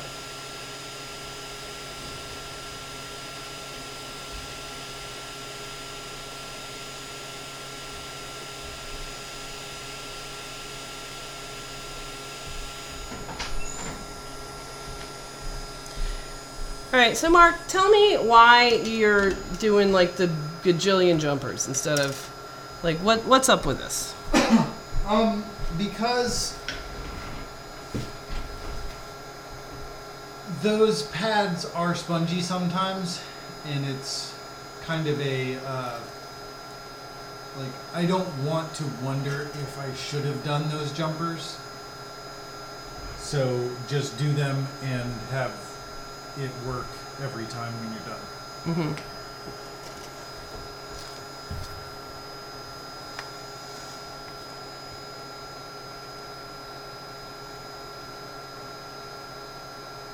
So we got a bunch of wires in here. Is that your jumper? In all the ground. What's that? I mean, it seems like your C12 jumper's in the middle of this chip on the ground. Well, it shouldn't be. Well, it is. I mean, let's see it right there.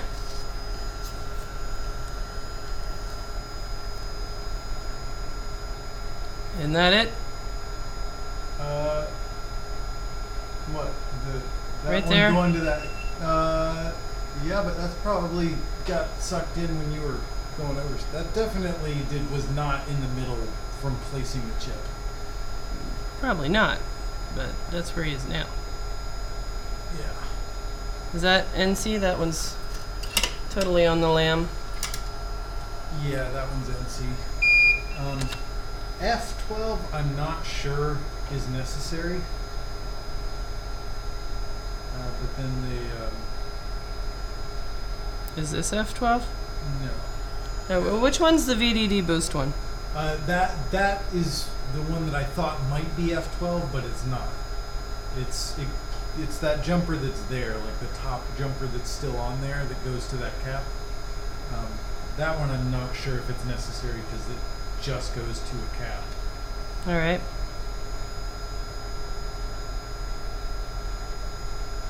All right. So that resistor seems really like flying. It's the second one, right? That guy? Yeah. I don't like the way... With the preheater, it's like any resistor is really easy to heat up both ends from one end. Yeah.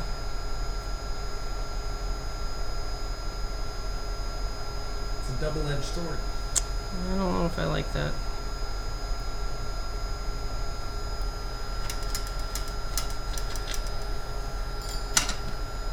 Alright, let's find what happened to the flux. What happened to the flux? I really do think that we should get serious, and by we I mean me, to, you know, take some of these videos that are useful. I mean, nobody's gonna ever watch this video. It's ridiculous. Yeah. But there's useful content here. Yeah, this could be cut down into a 15-minute you know, good video. Right, yeah. Like, actually getting around to doing that, to making... I even kind of thought about making a channel that's kind of like, you know, the live repair channel, and then like the pro channel, where it's like just real actual content. Yeah. Alright, let's get...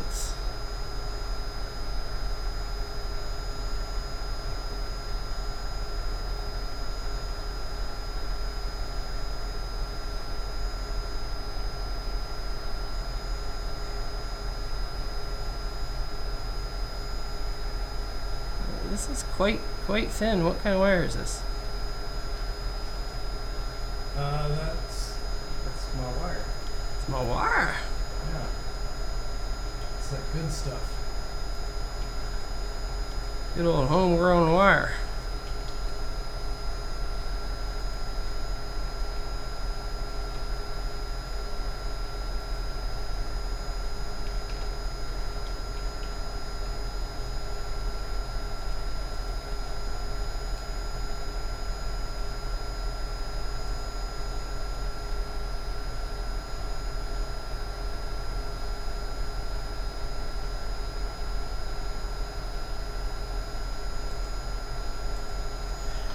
Yeah, I do not like working with that resistor with this heat. Like, it doesn't cool at all. I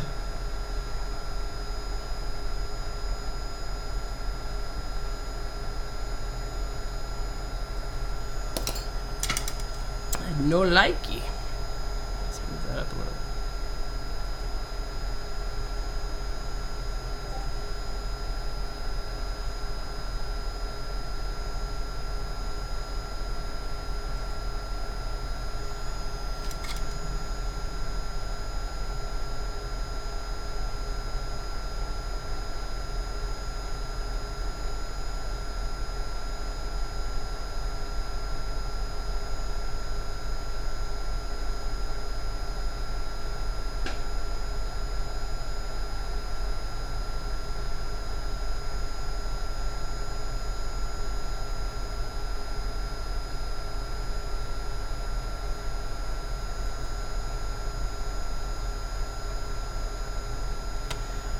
Yep, I am not going to install on the hot plate.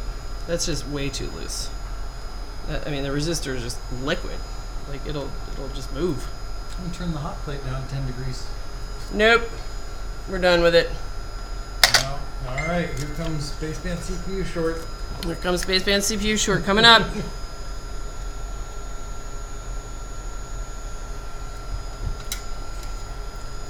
Coming up.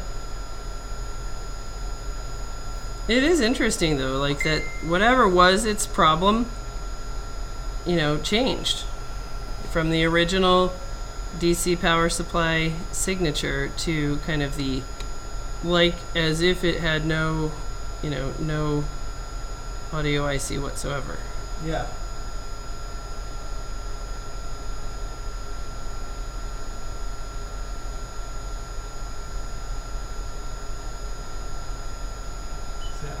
I'm not good at like sitting here next to you and entertaining people. That's all right. Just nobody's watching. It's just gotten way too boring. So Paul Plays is asking, could you keep that hot plate nice and low just for removing underfill? Yes, you can, and it is excellent for that. Yeah, it's excellent for a lot of things. But if I'm going to try to place a chip on a whole bunch of jumpers, it's not my bag. But removing the chip, you know, kind of getting away with less heat, like that a lot. Yeah, the one I did earlier, man, no problem at all. Yeah. It's like I'd done it 1,000 times.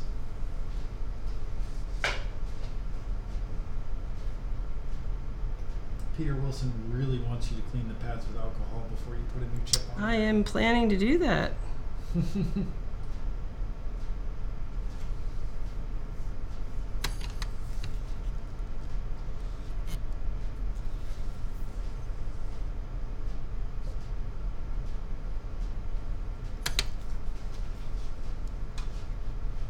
Where is the tail end of that jumper? Oh, Peter Wilson told me to search eBay UK for some item number. I tried searching that; it didn't come up with anything. So you're calling Peter Wilson a liar? Yeah, it was probably like I don't know, a bottle of whiskey.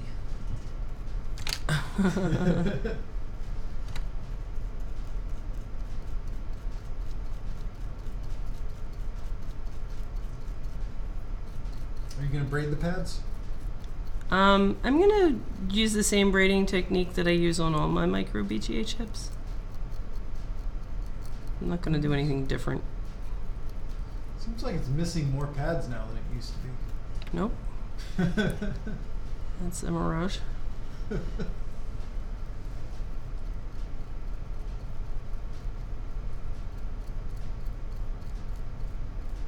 Oh, the eBay thing was a combo station of hot air, soldering iron, and DC power supply, all in one. That sounds like a fantastic idea. Alright, so that's ground.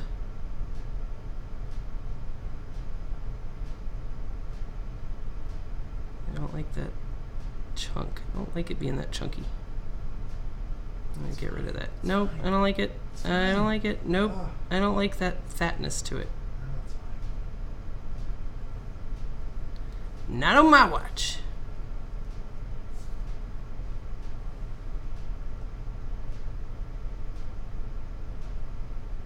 God damn, that's nothing there. Which one is that? What does that do? That's just one of them.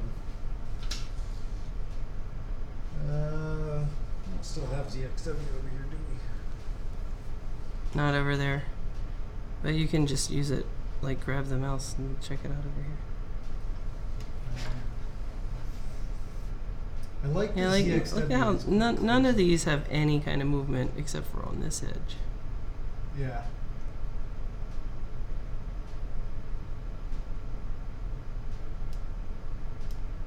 Let's see, those are...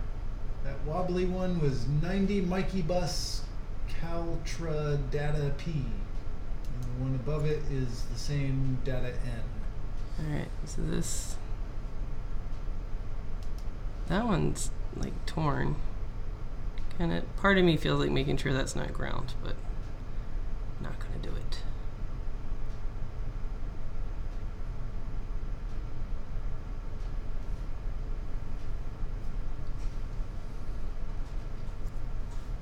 Do you want your Chinese rebulb chip? Yeah. Yeah. Let me get that for you. Alright. Take a look at that.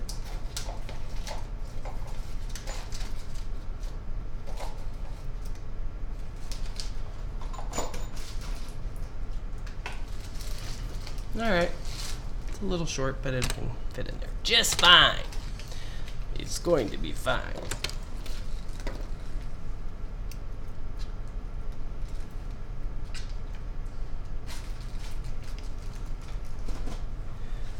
Alright, this is the last one from my chip of crap strip.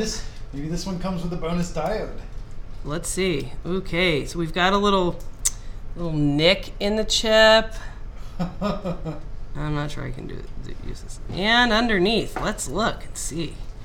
So the one we opened up one time had a resistor stuck in these guys.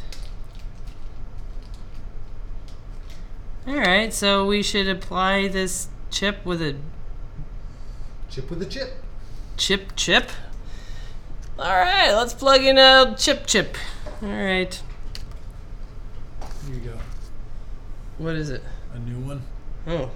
So we're not going to do the chip. No. Alright. No, I want to leave. I want to eat. I've had food since we started streaming. Oh, okay. Yeah. God, I mean, look at that. That's just ridiculous. Yeah. See if you can figure out which one's the new one. Yeah, you should see the God. masons that I just got from China that I have to send back. Alright, is this the A1 there? Yeah. Yeah, that's correct. Wait, what do you have to send? Oh, Masons you have to send back? Yeah, for the kids. The entire batch is just useless. High copy. It's low copy. If I had all of the pieces, the physical pieces of the chip that are missing from all of them, I'd have an extra strip of 10. Oh, wow, jeez. Yeah. I don't know how anybody could put that together and sell it.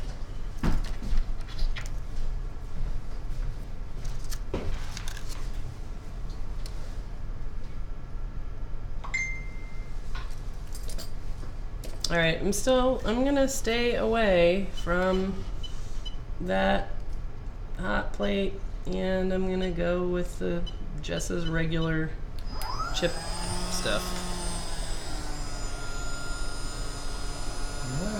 Alright, I'm doing it.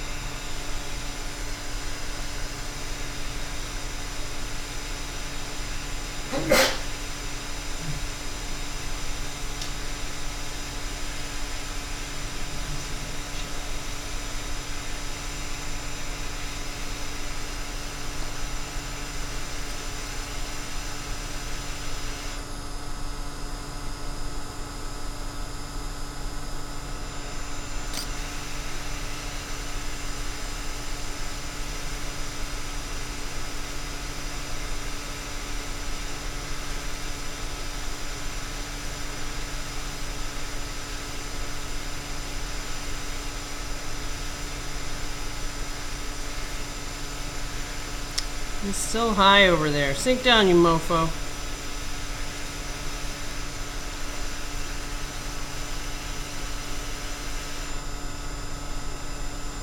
He's sitting on top of something. Yeah, a bunch of balls. Mm-hmm. Fine. It's gonna work.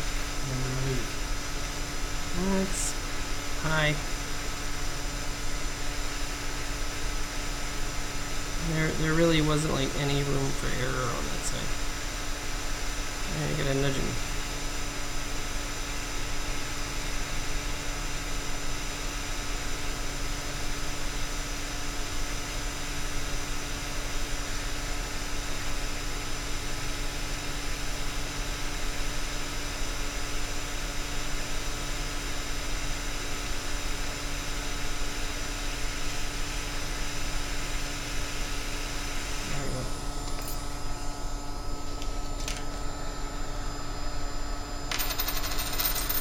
Alright, let's look in there.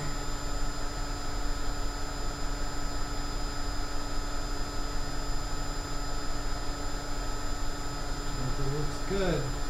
I don't know about this other jumper though. I mean, that jumper's fine, but don't these both go kind of straight out? That one looks like it's going down there. It's hard to. It's not in frame. Oh my. Yeah. See if they can probe that.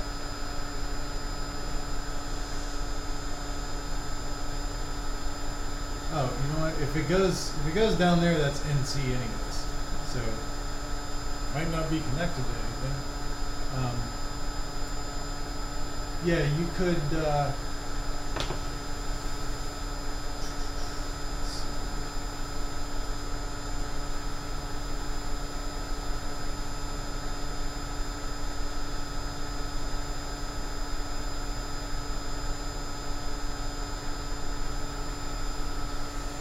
You can't really tell if it's connected to that ball or not with the multimeter, because it's just a 20 ohm resistor. So. Mikey bus Caltra data. All right. Well, we'll see if it'll boot. Let's see if it'll boot. Let's see if it'll boot. All right. All right. Turn off the hot air. Okay. Why does this board not even have a label on it? It's this one. I remember.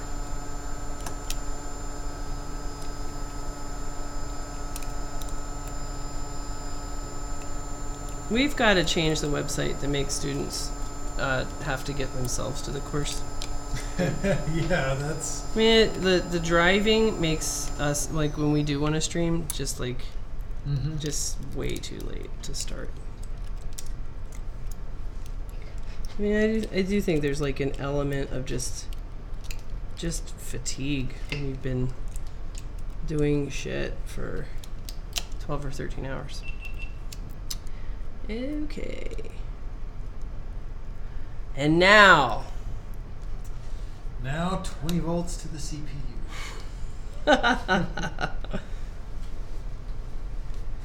Oh. Desk is littered with dead audio ICs. All right, where's the screen we've been using? Is it... That is the white one there with the camera on top. Alrighty. Do.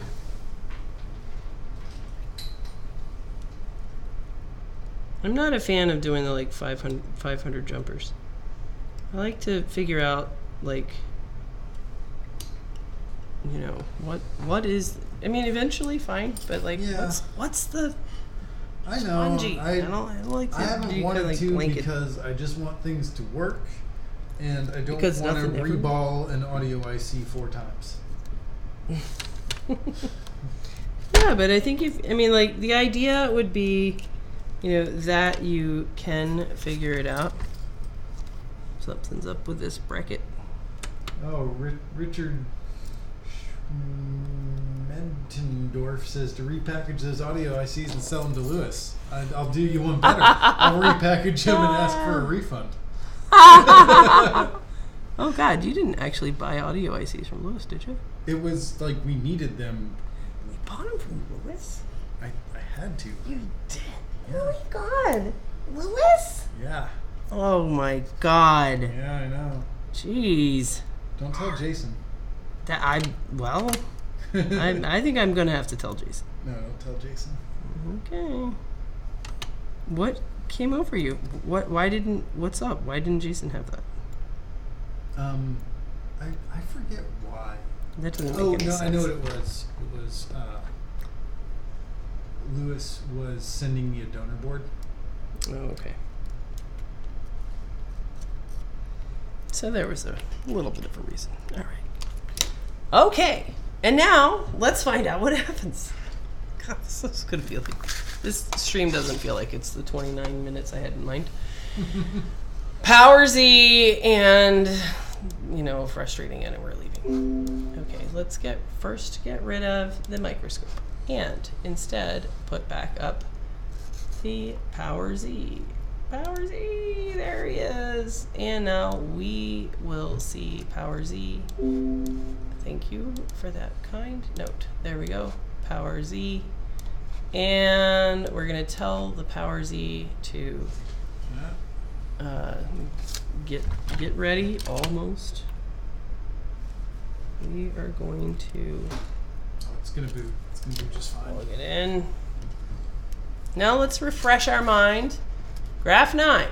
That's what a normally booting iPhone 7 should look like, where it goes on a slope up, jitters around in the 0.5 to 0.9-ish range, Whole thing takes about a minute, and then it's at the lock screen.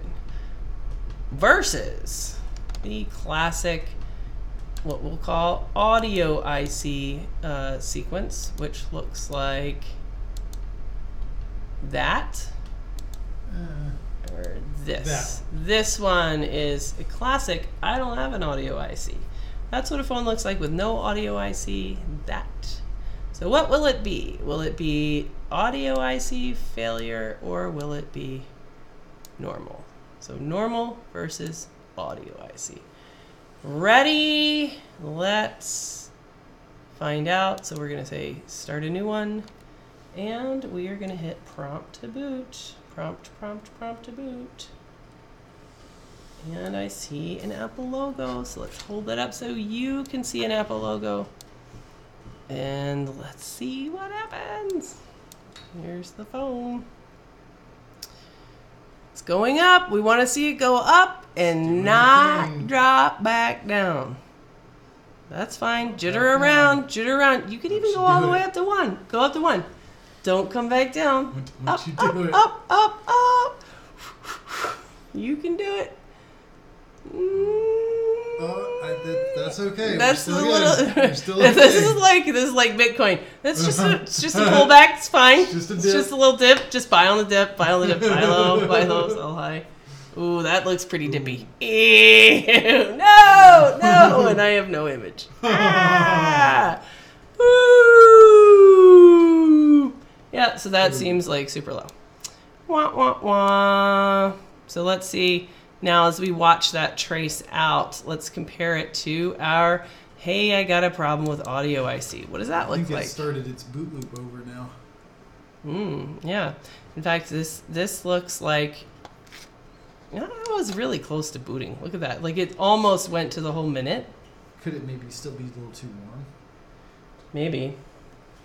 Or it could be like, it's really fine except for one really tiny problem, like a resistor, 90 Mikey bus. In fact, let's cut the jumper for 90 Mikey bus. Like, if we just cut it, it may still be going to its pad. No, that pad was like... Was it? I don't know. All I saw was balls. Gone. All right. I mean, that doesn't look like... Oh! I just saw it. Ah! Look, it booted. All right, let's It booted and turned back off. Yeah, well, let's see what's up. Let's kind of get more serious about it. All right, so I'm going to leave it down here on the desk and not be trying to, like, hold it in there. But it came to the lock screen. I saw it. That sucker booted. All right. It definitely could be that it's just a little too warm. Or, let's go look up what Mikey Bus goes to. What kind of microphone do we need to test?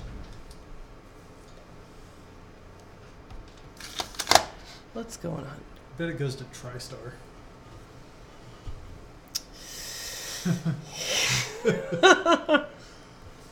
Oh, I don't see. I don't think it knows what it wants to do. Let's put some pressure on it. All right, let's see. I think I want to be more clear. I'm going to start this over. So I'm going to disconnect. Let me feel how hot this is. It's a little bit kind of, it's probably too hot. So let's get this fresh. Let's say, okay.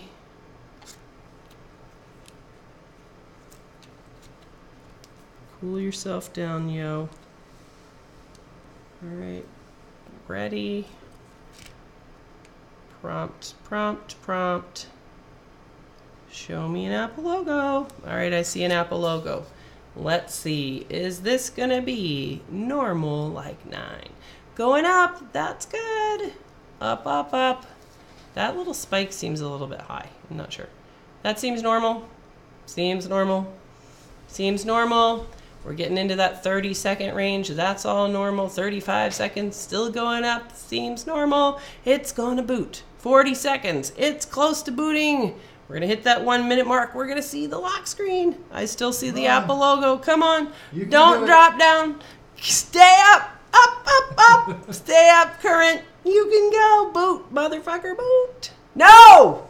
Boo! That's funny how like you can see actually on the graph before, like, then you look down and you're like, yep, the phone clicked on. So that was like so close. Look at that compared to our number 9. You know, number 9, it just goes to that like, it's like just shy of 1 minute.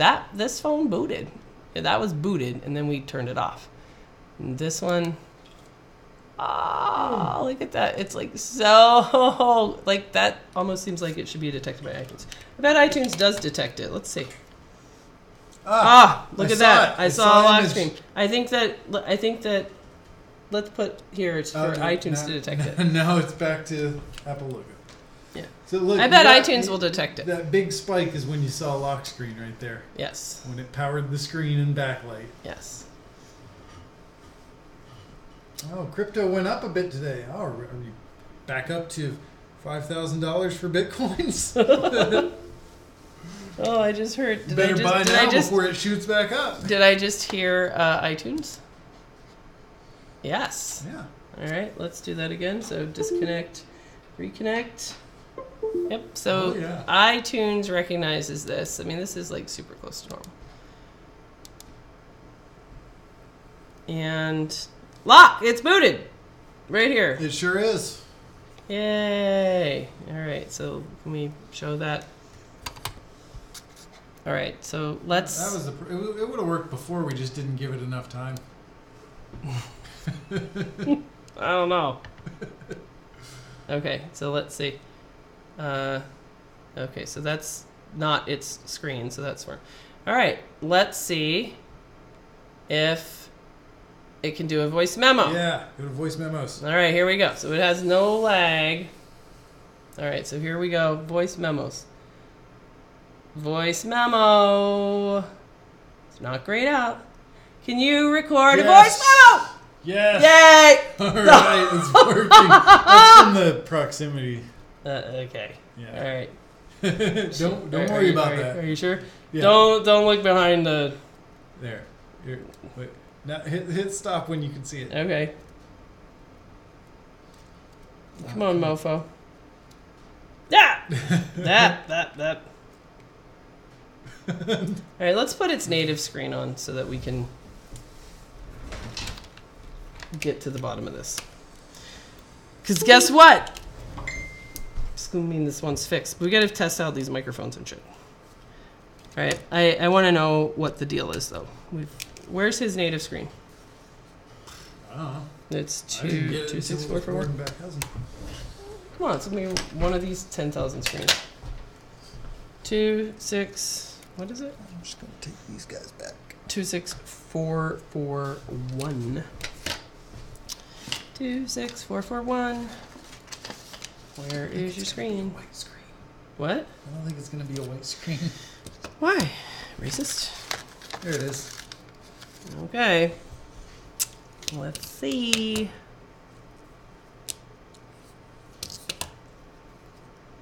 Let's see what happens.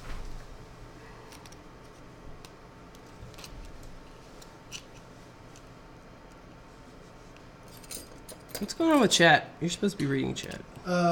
Everybody said, fuck this is so boring. Goodbye. 9 people watching the stream. Hughes Tech Services. Nice video on the SE. I never liked flicking the capacitors off either. Okay. What? Oh, Paul Daniels said. Oh, he was talking to Paul Daniels. Paul Daniels says, yeah, it was frustrating getting that cap off. Better just flick it off. Yeah, just flick it off. Flick it off. Come on, stop being a pussy. Man up. Yeah. Gotta do things the way that makes most sense. The least risk. All right. Let's do another PowerZ. So this is with its own native screen now. So we were able to get it to boot. And we really want to kind of establish this. All right. Native screen cooled down. We are going to prompt it to boot. Hopefully you guys can see that. Hopefully the screen will work and show us an Apple logo. All right, so we see that Apple logo, And let's see what happens. So let's compare. This is this same phone here on Graph 15. So this is the last time this phone was booting before when Mark did an audio IC repair that did not have the C12 jumper. So this is sort of missing C12 jumper. And now let's look at what it looks like right now. So this phone seems to be, compared to number 9, there's our number 9 normal. It seems to be close to that. There we go. It dipped down a little bit lower than before, but this phone, you can't really see it, has booted. All right, so this phone is booted. I don't think I hit. So here it is. How can we show it on the other camera? Here we go. Here we are on the non-green screen cam. All right, so home button is working. And we're going to try to do a voice memo and see if it has any kind of lag. All right, so it's letting us do voice memo. All right, test, recording, voice memo recording. And we're going to hit stop. So it let us do a voice memo. And we're going to hit home button. And home button again. Recording has paused. So it doesn't seem to have any kind of lag, at least as we can tell. And it did let us record a voice memo. God damn it. We're going to play this back.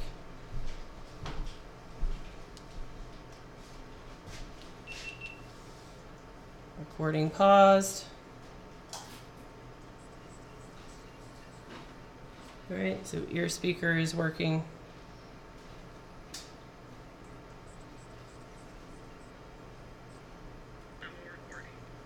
All right, and loudspeaker is working.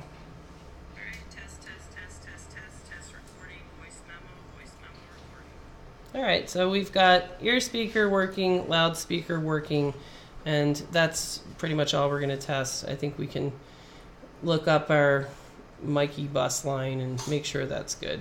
If need be, we'll stick another audio IC on it to kind of finish it up if it has any problems. But we're going to say that in summary, with this phone was diagnosed as needing an audio IC on the virtue of the fact that it was boot looping with what we're calling an audio style boot loop in the iPhone 7. So let's review what that did look like. So this phone initially, man, I wish you could rename these graphs.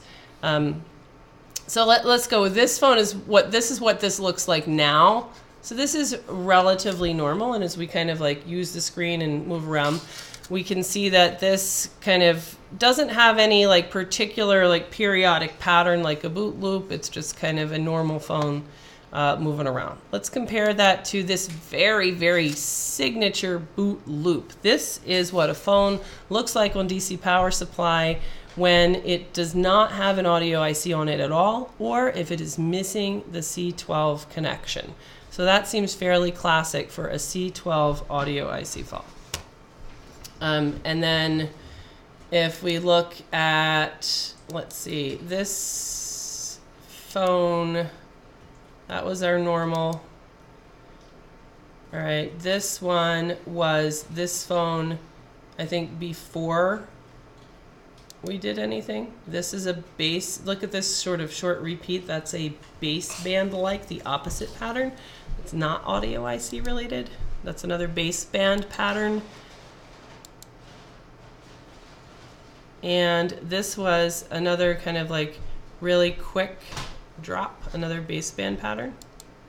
This was an audio IC pattern. So this pattern is very, very classic for something is wrong with audio IC.